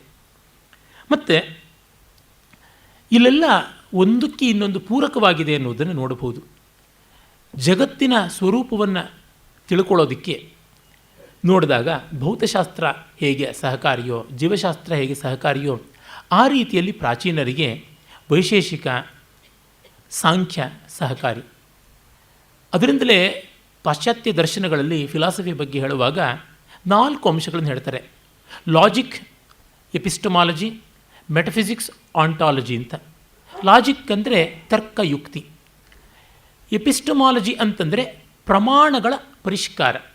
ಅಂದರೆ ಯಾವುದನ್ನು ಪ್ರಮಾಣಗಳಾಗಿ ಇಟ್ಕೊಳ್ತೀವಿ ನಾವು, ಯಾವುದನ್ನು ಆಧರಿಸಿಕೊಂಡು ವಿಚಾರವನ್ನು ನಡೆಸ್ತೀವಿ, ಪ್ರತ್ಯಕ್ಷ, ಅನುಮಾನ, ಉಪಮಾನ, ಅರ್ಥಾಪತ್ತಿ ಇತ್ಯಾದಿ. ಅದಾದ ಮೇಲೆ ಅದರ ಮೂಲಕ ಯಾವುದನ್ನು ಪರೀಕ್ಷೆ ಮಾಡ್ತೀವಿ, ಪ್ರಮೇಯಗಳನ್ನು, ಆಂಟಾಲಜಿ. ಆ ಮೂಲಕ ಏನನ್ನು ಶೋಧನೆ ಮಾಡ್ತಾ ಇದ್ದೀವಿ, ಮೆಟಫಿಸಿಕ್ಸ್ ಅಂದರೆ ವಿಶಿಷ್ಟಾನುಭವಗಳನ್ನು, ಆತ್ಮಾನುಭವದ ಸ್ತರಗಳನ್ನು ನಾವು ಪರೀಕ್ಷೆ ಮಾಡುವುದಕ್ಕಾಗಿ ತರ್ಕಬದ್ಧವಾದ ರೀತಿಯಲ್ಲಿ, ತಾರ್ಕಿಕ ಪರಿಭಾಷೆಯಲ್ಲಿ ವಿಚಾರ ಮಾಡ್ತಾ ಇದ್ದೀವಿ ಅಂತನ್ನುವಂಥದ್ದು. ಅದಕ್ಕಾಗಿ ನ್ಯಾಯಶಾಸ್ತ್ರ ಲಾಜಿಕ್ನ ಬೆಳೆಸ್ತು. ಮತ್ತು ಆ ಲಾಜಿಕ್ನ ಆಯಾಮದಲ್ಲಿಯೇ ನಾವು ಎಪಿಸ್ಟಮಾಲಜಿಯನ್ನು ನೋಡ್ತೀವಿ. ಎಪಿಸ್ಟಮಾಲಜಿ ಆ್ಯಂಡ್ ಲಾಜಿಕ್ ಎರಡೂ ಕೂಡ ನ್ಯಾಯಶಾಸ್ತ್ರದಲ್ಲಿದೆ. ಮತ್ತು ಆಂಟಾಲಜಿ ಅನ್ನುವಂಥದ್ರೊಳಗೆ ವೈಶೇಷಿಕವನ್ನು ನೋಡ್ತೀವಿ. ಯಾವುದು ಪದಾರ್ಥ, ಜಗತ್ ಪದಾರ್ಥವ ಅಥವಾ ಜೀವ ಪದಾರ್ಥವ? ಜೀವ ಪದಾರ್ಥ ಅನ್ನುವಾಗ ನಾವು ಯೋಗ ಸಾಂಖ್ಯಗಳಲ್ಲಿ ಬರ್ತೀವಿ. ಯೋಗದಲ್ಲಿ ಬೇಕಾದಷ್ಟು ಬಗೆಯಲ್ಲಿ ಚಿತ್ತವೃತ್ತಿಗಳ ಪರೀಕ್ಷೆ ನಡೆದಿದೆ, ತುಂಬ ವಿಸ್ತಾರವಾಗಿ ನಡೆದಿದೆ, ಬಹಳ ಬೆಲೆ ಬಾಳುವಂಥದ್ದು ಇಲ್ಲಿದೆ. ಇವತ್ತಿನ ಆಧುನಿಕ ಮನೋವಿಜ್ಞಾನ ಕೂಡ ಸಾಧಿಸಲಾಗದ ಎಷ್ಟೋ ಪಾತಳಿಗಳನ್ನು ಅಲ್ಲಿ ನಾವು ಕಾಣ್ತೀವಿ. ಹೀಗೆ ಅವೆರಡನ್ನು ಗಮನಿಸಿಕೊಂಡು ಮೆಟಫಿಸಿಕ್ಸ್ ಅನ್ನುವಾಗ ಯೋಗದ್ದೂ ಒಂದಷ್ಟು ಬರ್ತದೆ, ಸಾಂಖ್ಯದ್ದೂ ಒಂದಷ್ಟು ಬರ್ತದೆ. ನಾವು ಯಾವುದನ್ನು ರಾಮಾನುಜ, ವಲ್ಲಭ, ನಿಂಬಾರ್ಕ, ಮಧ್ವ ಮೊದಲಾದ ಎಲ್ಲ ವೇದಾಂತದ ಸಗುಣ ಮತ್ತು ವಾಸ್ತವವಾದಗಳ ಮುಖಗಳು ಅಂತಿವೆ, ಅವೆಲ್ಲವೂ ಕೂಡ ಬರ್ತದೆ. ವಿಶಿಷ್ಟ ಅನುಭವಗಳು ಅಂತ, ನಿರಪೇಕ್ಷ ಅನುಭವ ಅಂತ ಬೇರೆ ಒಂದು ಉಂಟು. ರಾಮಸ್ವಾಮಿಯವರು ಹೇಳಿದರು ಸಾರ್ವತ್ರಿಕ ಅನುಭವ ಅಂತ, ಅದು ಬೇರೆ, ಸವಿಶಿಷ್ಟವಾದ ಅನುಭವ ಬೇರೆ. ಅಂದರೆ ಈಗ ಒಂದು ಕಲಾನುಭವವೋ ಅಥವಾ ಒಂದು ಭೋಜನಾನುಭವವೋ ಒಬ್ಬ ವ್ಯಕ್ತಿಯನ್ನು ಕಂಡು ನಮಗೆ ಉಂಟಾದ ಅನುಭವವೋ ಅವರವರಿಗೆ ವಿಶಿಷ್ಟವಾದದ್ದು. ನನಗೆ ತುಂಬ ಚೆನ್ನಾಗಿ ಅನಿಸಿದ್ದು ಅಷ್ಟೇ ಪ್ರಾಮಾಣಿಕವಾಗಿ ಮತ್ತೊಬ್ಬರಿಗೆ ಚೆನ್ನಾಗಿಲ್ಲ ಅಂತ ಅನಿಸಿರುತ್ತದೆ. ಏನೂ ಮಾಡೋಕ್ಕಾಗೋದಿಲ್ಲ. ನನಗೆ ತುಂಬ ಗೌರವನೀಯರಾದಂಥ ಒಳ್ಳೆಯ ಸಂಗೀತ ವಿದುಷಿ, ಸಂಸ್ಕೃತ ವಿದುಷಿ, ತುಂಬ ಸ್ಪಷ್ಟವಾಗಿ ಪ್ರಾಮಾಣಿಕವಾಗಿ ತಮ್ಮ ಅಭಿಪ್ರಾಯಗಳನ್ನು ನಿವೇದಿಸಬಲ್ಲವರಾದಂಥವರು ವಿದುಷಿ ಡಾಕ್ಟರ್ ಸತ್ಯವತಿಯವರು. ನನಗೆ ಪದ್ಮಾ ಸುಬ್ರಹ್ಮಣ್ಯಂ ಅವರ ನೃತ್ಯ ಅದೆಷ್ಟು ಇಷ್ಟವಾಗುತ್ತೋ ಅವರಿಗೆ ಅಷ್ಟೇ ಇಷ್ಟವಾಗುವುದು ಕಲಾಕ್ಷೇತ್ರದ ನೃತ್ಯ. ನನಗೆ ಅಷ್ಟೇ ಇಷ್ಟವಾಗದೇ ಇರೋದು ಅಂದರೆ ಕಲಾಕ್ಷೇತ್ರದ ನೃತ್ಯ, ಅಡಿಯಾರ್ನ ಕಲಾಕ್ಷೇತ್ರದ ನೃತ್ಯ. ಅಂದರೆ ಏನರ್ಥ ಇದು? ನಾನು ಅಪ್ರಾಮಾಣಿಕ ಅಲ್ಲ, ಅವರು ಅಪ್ರಾಮಾಣಿಕರಲ್ಲ, ಆದರೆ ನಮ್ಮ ರುಚಿಗಳು ಬೇರೆ ಅಷ್ಟೇ, ಅದನ್ನು ಒಪ್ಪಿಕೊಳ್ಳಬೇಕಾಗುತ್ತದೆ. ಹೀಗಾಗಿ ಅವರ ಕಲಾಕ್ಷೇತ್ರಂ ನೃತ್ಯದ ದರ್ಶನಾನುಭವ ಬೇರೆ, ನನ್ನ ಕಲಾಕ್ಷೇತ್ರಂ ನೃತ್ಯದ ದರ್ಶನಾನುಭವ ಬೇರೆ. ಇಂಥವನ್ನು ಸಾಪೇಕ್ಷ ಅನುಭವಗಳು. ಈ ರೀತಿಯಾದದ್ದೇನೆ ನನಗೆ ನನ್ನ ದೇವರ ಬಗ್ಗೆ ಉಂಟಾದ ಭಕ್ತಿ, ನನ್ನ ಗುರುಗಳ ಬಗ್ಗೆ ಉಂಟಾದ ಭಕ್ತಿ, ನನ್ನ ದೀಕ್ಷಾ ಗುರುವಿನ ಬಗ್ಗೆ ಉಂಟಾದ ಭಕ್ತಿ, ನನಗೆ ಯಾವುದೋ ಒಂದು ಪ್ರಾಣಾಯಾಮ ಮಾಡಿದಾಗ ಉಂಟಾದ ಅನುಭವ, ಅಥವಾ ನನಗೆ ಇನ್ಯಾವುದೋ ಒಂದು ಧ್ಯಾನ ಮಾಡಿದಾಗ ಉಂಟಾದ ಅನುಭವ, ಮತ್ತು ಇನ್ಯಾವುದೋ ಮಂತ್ರಜಪ ಉಂಟಾದಾಗ ಅನುಭವ, ಇನ್ಯಾವುದೋ ತೀರ್ಥಯಾತ್ರೆ ಉಂಟಾದಾಗ ಬಂದಂಥ ಪಾರವಶ್ಯ ಅಂತಂದರೆ ಅದೆಲ್ಲ ಅಷ್ಟೇ. ಗ್ರೇಡ್ಸ್ ಇರ್ಬೋದು, ಡಿಫರೆನ್ಸಸ್ ಇರ್ಬೋದು, but they are very very subjective and they are not absolute at any way, very very subjective, and they can always be questioned if they try to impose on others. ಆದರೆ ನಿಜವಾದ ಭಕ್ತ, ನಿಜವಾದ ಈ ಸಾಪೇಕ್ಷ ಅನುಭವ ಸ್ತರದಲ್ಲಿರುವವನು ಎಂದೂ ಕೂಡ ತನ್ನ ಅನುಭವವನ್ನು ಬೇರೆಯವ್ರ ಮೇಲೆ ಹೇರೋದಕ್ಕೆ ಹೋಗೋಲ್ಲ. ಯಾಕೆಂದರೆ ಆ ಅನುಭವದಿಂದ ಅವನು ತೃಪ್ತನಾಗಿದ್ದಾಗ ಯಾಕೆ ಹೋಗ್ತಾನೆ? ನಮ್ಮ ಪ್ರೊಫೆಸರ್ ರಾಮಚಂದ್ರ ರಾಯರು ಹೇಳ್ತಾ ಇದ್ರು, ಸಮಾಧಾನವಾಗಿರೋನು ಏನು ಮಾಡದೇ ಇದ್ರೂ ಜಗತ್ತಿಗೆ ಅಪಕಾರ ಮಾಡೋದಿಲ್ಲ ಅಂತ. ಅವನು ಮಾಡಬಹುದಾದ ದೊಡ್ಡ ಸೋಷಿಯಲ್ ಸರ್ವಿಸ್ ಮೊದಲು ಶುರು ಆಗೋದೇ ಸ್ವಸ್ಥ, ತನ್ನ ಪಾಡಿಗೆ ತಾನಿರ್ತಾನೆ, ಬೇರೆಯವ್ರಿಗೆ ಏನೂ ತೊಂದರೆ ಮಾಡೋದಿಲ್ಲ ಅಂತ. ಅಸಮಾಧಾನವೇ ಅಭಿಪ್ರಾಯಗಳನ್ನು ಹೇರೋದಕ್ಕೆ ಹೋಗೋದಲ್ವ. ಸಮಾಧಾನ ಎಂದು ಅಭಿಪ್ರಾಯವನ್ನು ಹೇರೋದಿಲ್ಲ, ಅಭಿಪ್ರಾಯಗಳನ್ನು ನಿವೇದಿಸುತ್ತೆ. ನೀವು ತೆಗೆದುಕೊಳ್ಳಿ, 106 ಮತವಿಹುದು ಲೋಕದುಗ್ರಾಣದಲ್ಲಿ, ಆರಿಸಿಕೋ ನನಗೆ ಹಿತವಪ್ಪುದನು ಒಂದನ್ನು, ಸಾರದೊಡಗೇನು ವಿಚಾರದೊಲೆಯಲ್ಲಿ ಮಾಡು, ಬೇರೆ ಮತ ಮಂಕುತಿಮ್ಮ ಅಂದ್ರಲ್ಲ ಅದು. ಆದರೆ ನಮಗೆ ಗೊತ್ತಾಗೋದಿಲ್ಲ ಆಯ್ಕೆ, ನೀವೇ ಆಯ್ಕೆ ಮಾಡಿಕೊಡಿ ಅಂದರೆ, ನೋಡಪ್ಪ ನಾನು ಅನುಭವಿಸಿ ನೋಡಿದ್ದು ಒಳ್ಳೆಯದು, ಅದನ್ನು ತಗೋ ಅಂತ ಕೊಡಬಹುದು. ಮೆಡಿಕಲ್ ಶಾಪ್ನಲ್ಲಿ ಡಿ ಫಾರ್ಮಾ ಏನೋ ಓದಿರ್ತಾನೆ ಪಾಪ, ಅವನ ಹತ್ರ ಹೋಗ್ಬಿಟ್ಟು ನಮ್ಗೆ ತುಂಬ ತಲೆನೋವು ಬರ್ತಾ ಇದೆ ಏನಾದರೂ ಕೊಡಿ ಅಂದರೆ ಕೊಡೋಲ್ಲ ಅಂತ ಅವನು ಹೇಳೋಲ್ಲ. ಬೇರೆ ದೇಶಗಳಲ್ಲಾದರೆ ಪ್ರಿಸ್ಕ್ರಿಪ್ಷನ್ ಬೇಕು ಅನ್ಬೋದು, ನಮ್ಮಲ್ಲಿ ಏನೋ ಒಂದು ಕೊಡ್ತಾನೆ, ಅನಾಸಿನೋ ಸ್ಯಾರಡಾನೋ ಯಾವುದೋ ಒಂದು ಸಿನ್ನು ಕೊಡ್ತಾನೆ, ನಾವು ನುಂಗುತ್ತೀವಿ, ನಮಗೆ ಸಮಾಧಾನವೂ ಸಿಗುತ್ತೆ, ಇರಲಿ. ಇದು ಆ ಮಟ್ಟಕ್ಕೆ. ಅವನಿಗೆ ಕೊಡೋದಕ್ಕೆ ನಾವೇ ಚಾಯ್ಸ್ ಕೊಟ್ಟ ಮೇಲೆ ಏನೋ ಒಂದು ಕೊಡ್ತಾನೆ, ನಾವು ಆಮೇಲೆ ಮನೆಗೆ ಹೋಗಿ ತಿಪ್ಪೆಗೂ ಎಸಿಬೋದು, ಅದು ಬೇರೆ ಸಂಗತಿ. ನಾವು ನಂಬಿ ಪರಿಹಾರವನ್ನು ಮಾಡ್ಕೊಳ್ತೀವಿ. ಗುರುಗಳ ಅಥವಾ ಯಾವುದೇ ಆಚಾರ್ಯರುಗಳ ಮಾರ್ಗದರ್ಶಕರದು ಆ ರೀತಿ. ನಮ್ಮ ಕೈಯಲ್ಲಿ ಆಗ್ತಾ ಇಲ್ಲ ನಿಶ್ಚಯ ಮಾಡೋದಕ್ಕೆ ನೀವೇ ಏನೋ ಕೊಡಿ ಅಂತಂದರೆ ಅವರು ಕೊಟ್ಟಿರೋದು ತೊಗೊಂಡು ಹೋಗ್ತಾರೆ, ಆಮೇಲೆ ಅವ್ರನ್ನ ಬೈಯುವಂಥದ್ದಲ್ಲ. ಅವರು ತುಂಬ ತಿಳಿದವರಾಗಿದ್ದರೆ ನಮಗೆ ಮಾಡ್ತಾರೆ, ಅದೂ ಉಂಟು. ನಮ್ಮನ್ನು ಅರ್ಥ ಮಾಡಿಕೊಳ್ಳೋರು ಬಲ್ಲವರಾದರೆ ಮಾಡ್ತಾರೆ. ಆ ರೀತಿಯಾದವ್ರು ನಮಗೆ ಸಿಗ್ತಾರೆ ಅನ್ನೋ ಗ್ಯಾರಂಟಿ ಇಲ್ಲ. ಹಾಗಾಗಿ it is always better to be self equipped. ಈ ಕಾಲದಲ್ಲಂತೂ ನಾನೇ ಹಜಾಮ್ ಆಗಿರಬೇಕು, ನಾನೇ ಬಡಗಿ ಆಗಿರಬೇಕು, ನಾನೇ ಎಲ್ಲ ಆಗಬೇಕು, all in all self help is the best help ಅಂತ ಬರ್ತಾ ಇದೆ. ಈ ಕಾಲದಲ್ಲಿ ಮೈಕ್ರೋಸ್ಕೋಪಿಕ್ ಫ್ಯಾಮಿಲಿ ಹೋಗ್ಬಿಟ್ಟು ವ್ಯಕ್ತಿಯೇ ಫ್ಯಾಮಿಲಿ ಅಂತ ಆಗ್ತಾ ಇರುವಂಥ ಸ್ಥಿತಿನಲ್ಲಿ ಪ್ರತಿಯೊಬ್ಬರೂ ಅವರವರ ಮಟ್ಟಕ್ಕೆ ಅವರವರು ತತ್ವಚಿಂತನೆ ಮಾಡಿಕೊಳ್ಳುವ ಅನಿವಾರ್ಯತೆ ಇರುವುದರಿಂದ ಮತ್ತು ಎಲ್ಲರಿಗೂ ಗುಮಾನಿ ಇರೋದರಿಂದ, ಯಾರ ಬಗ್ಗೆನೂ ಯಾರಿಗೂ ನಂಬಿಕೆ ಇಲ್ಲದೆ ಇರೋದ್ರಿಂದ ನಾವು ನಮ್ಮ ಮಟ್ಟಿಗೆ ಎಕ್ಯುಪ್ ಆಗಬೇಕು. ಅದಕ್ಕೆ ಒಂದೇ ದಾರಿ, ಕಷ್ಟಪಡದೆ ಎಂದೂ ಏನೂ ಸಿಗೋದಿಲ್ಲ. ಜ್ಞಾನಕ್ಕೂ ಅದೇ ಥರದ ಕಷ್ಟಪಡಬೇಕಾಗುತ್ತದೆ. ಹಾಗೆ ನೋಡಿದಾಗ ದರ್ಶನ ಸಮನ್ವಯದ ಪ್ರಯೋಜನ ನೋಡಬಹುದು. ಈ 3 ವಾದಗಳನ್ನೇ ಸರ್ವಜ್ಞಾತ್ಮ ಮುನಿಗಳ ಸಂಕ್ಷೇಪ ಶಾರೀರಿಕದಲ್ಲಿ ಹೇಳುತ್ತದೆ. ಆರುಹ್ಯ ಭೂಮಿ ಮಧರಾಮಿತ ರೋಧಿರೋಡುಂ ಶಕ್ಯೇತಿ ಶಾಸ್ತ್ರಮಪಿ ಕಾರಣ ಕಾರ್ಯಭಾವಂ ಉಕ್ತ್ವಾ ಪುರಾ ಪರಿಣತಿ ಪ್ರತಿಪಾದನೇನ ಸಂಪ್ರತ್ಯಪೋಹತಿ ವಿಕಾರ ಮೃಷಾತ್ವಸಿದ್ಧೇ ಅಂತ. ಹೇಗೆ ಒಬ್ಬ ವ್ಯಕ್ತಿ ಹತ್ತತ್ರ ಮೇಲಕ್ಕೆ ಸಾಗ್ತಾ ಬೇರೆ ಬೇರೆ ವ್ಯಾಪ್ತಿಯನ್ನು ಕಾಣ್ತಾ ಬರ್ತಾನೆ, ಆ ರೀತಿಯಾಗಿ ಬರುತ್ತದೆ ಅಂತ ಮಧುಸೂದನ ಸರಸ್ವತಿಗಳೊಂದು ವಾಕ್ಯ ಉಂಟು.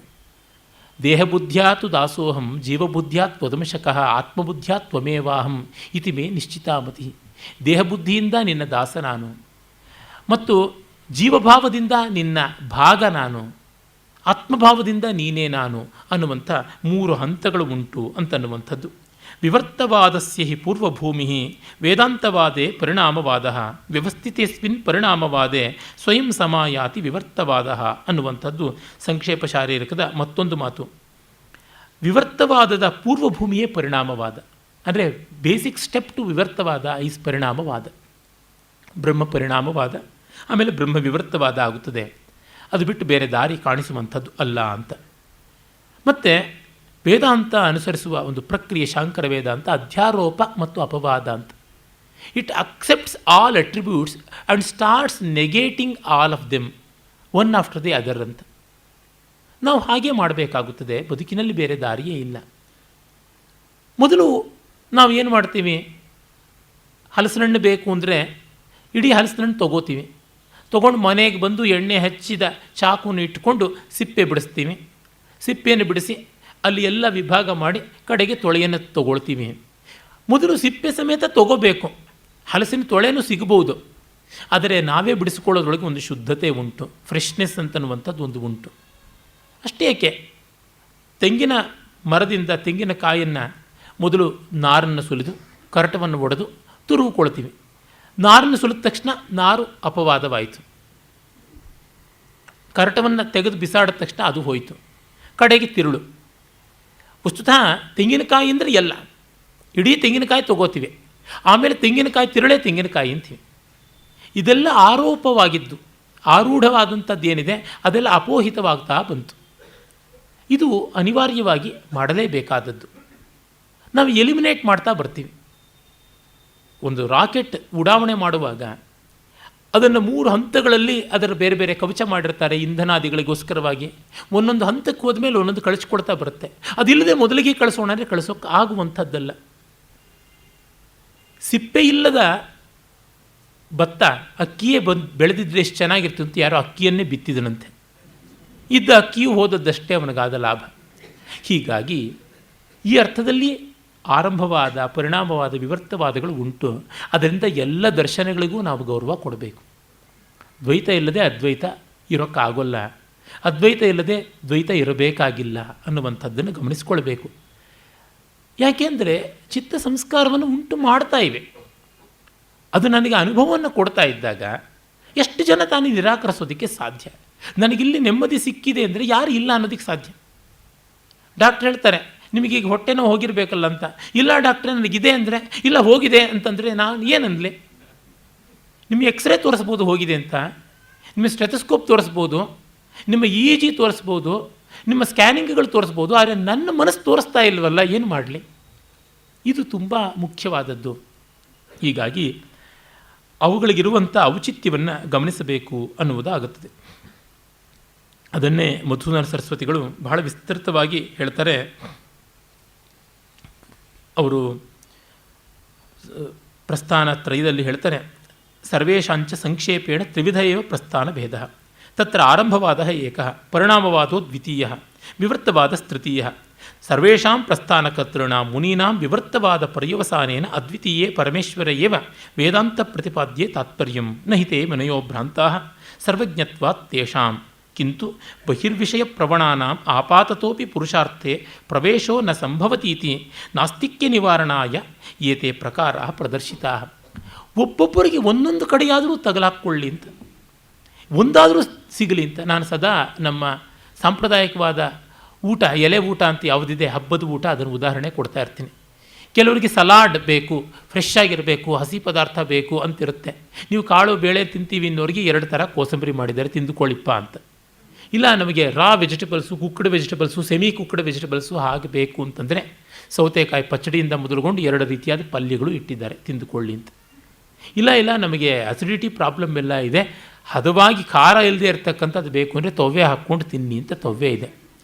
ನಮಗೆ ಸಿಹಿಯಲ್ಲಿಯೇ ತಾತ್ಪರ್ಯ ಉಂಟು ಅನ್ನೋರಿಗೆ 2-3 ಥರ ಸಿಹಿ ಅಂತೂ ಬಂದೇ ಬರ್ತದೆ. ನೀವು ನಮ್ಮ ದಕ್ಷಿಣ ಕನ್ನಡದ ಕಡೆಗೆ ಹೋದ್ರಂತೂ ಅಲ್ಲಿ ಶಿವಳ್ಳಿ ಬ್ರಾಹ್ಮಣರು ಅದ್ಭುತವಾಗಿ 7-8 ಬಗೆಯಲ್ಲಿ ಮಾಡ್ತಾರೆ ಸಿಹಿ. ಎಷ್ಟು ಸಿಹಿ ಬೇಕಾದರೂ ವೆರೈಟಿ ಸಿಗುತ್ತದೆ, ತಿನ್ನಬಹುದು.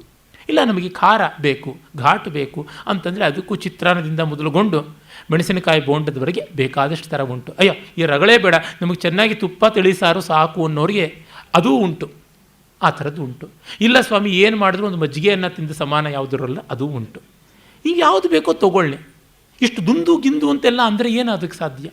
ನೀವು ಒಬ್ಬರೇ ತಿನ್ನೋರಾದರೆ ಬರೀ ಅನ್ನವೇ ತಿನ್ಬೋದು, ಬರೀ ಎಲೆಯನ್ನೂ ಬೇಕಾದ್ರೂ ತಿನ್ಬೋದು ದನಗಳಂತೆ, ಯಾರೂ ಬೇಡ ಅನ್ನೋಲ್ಲ. ಆದರೆ 10 ಜನ ಸೇರಿರುವ ಜಾಗದಲ್ಲಿ 4 ರುಚಿಗಳಿಗೆ ತಕ್ಕಂತೆ ಮಾಡುವಾಗ ಒಂದಿಷ್ಟು ಪೋಲ ಆಗುತ್ತದೆ.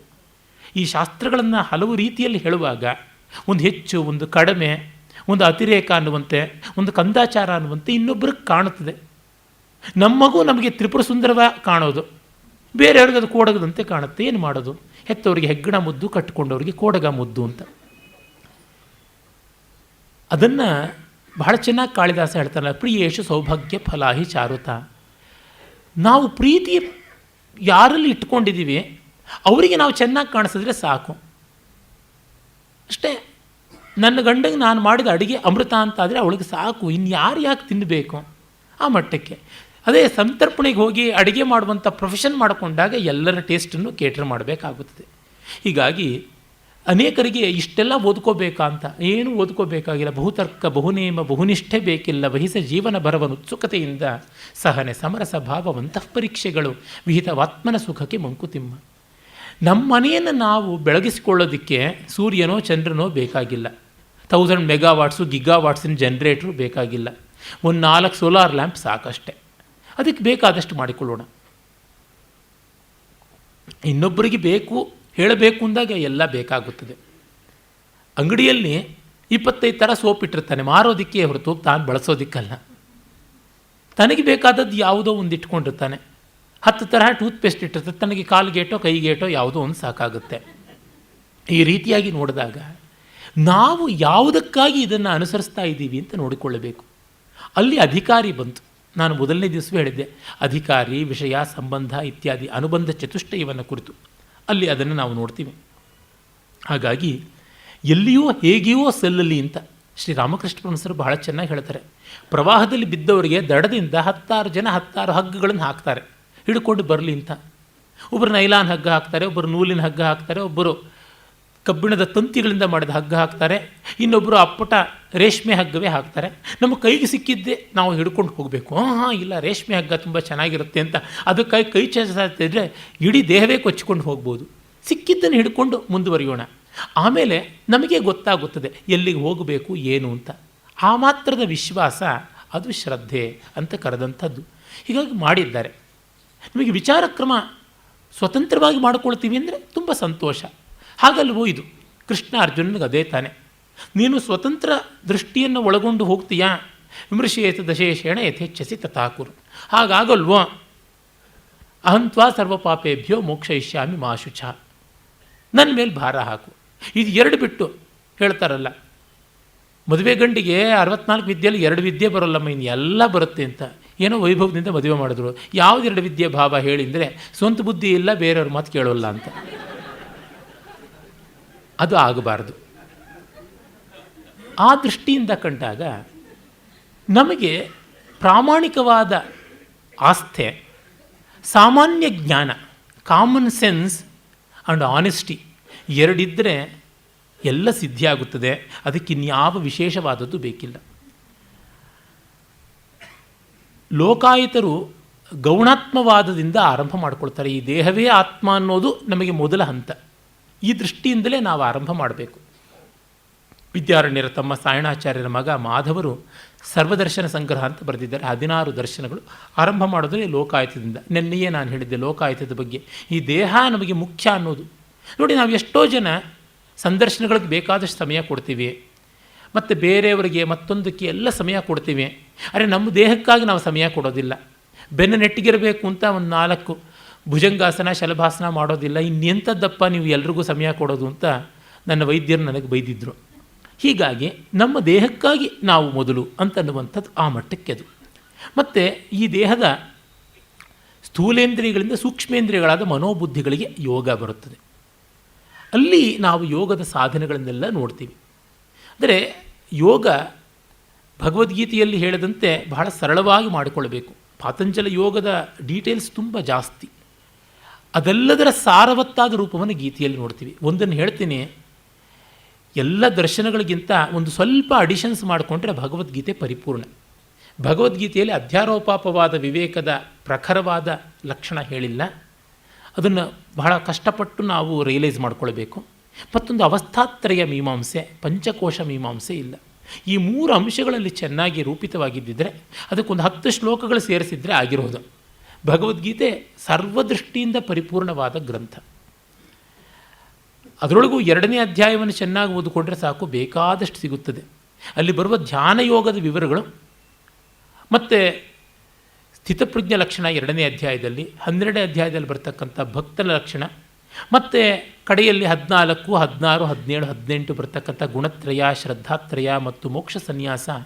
ಇಲ್ಲಿ ಕಾಣಿಸ್ತಕ್ಕಂಥ ಈ ತ್ರಿವಿಧವಾದ ಸಾತ್ವಿಕ ಕರ್ಮ, ರಾಜಸ ಕರ್ಮ, ತಾಮಸ ಕರ್ಮ, ಸಾತ್ವಿಕ ತಪಸ್ಸು, ರಾಜಸ ತಪಸ್ಸು ಮತ್ತು ತಾಮಸ ತಪಸ್ಸು, ಈ ರೀತಿಯಾದದ್ದು, ವಾಚಿಕ ತಪಸ್ಸು, ಮಾನಸ ತಪಸ್ಸು, ಕಾಯಿಕ ತಪಸ್ಸು, ಇವುಗಳ ವಿವರಗಳನ್ನು ನೋಡಿದಾಗ, ಮತ್ತು 20 ಪಾಯಿಂಟ್ಸ್ ಪ್ರೋಗ್ರಾಮ್, ಸಮಾನಿತ್ವಂ ಅದಂಬಿತ್ವಂ ಇತ್ಯಾದಿಯಾಗಿ ಹೇಳ್ತಾ ಬರ್ತಾನಲ್ಲ, ಅವುಗಳನ್ನು ನಾವು ನೋಡಿದಾಗ 13ನೇ ಅಧ್ಯಾಯದಲ್ಲಿ ನಮಗೆ ಸಿಗುವ ಜೀವನ ಸಂಹಿತೆ ತುಂಬ ಉತ್ಕೃಷ್ಟವಾದದ್ದು.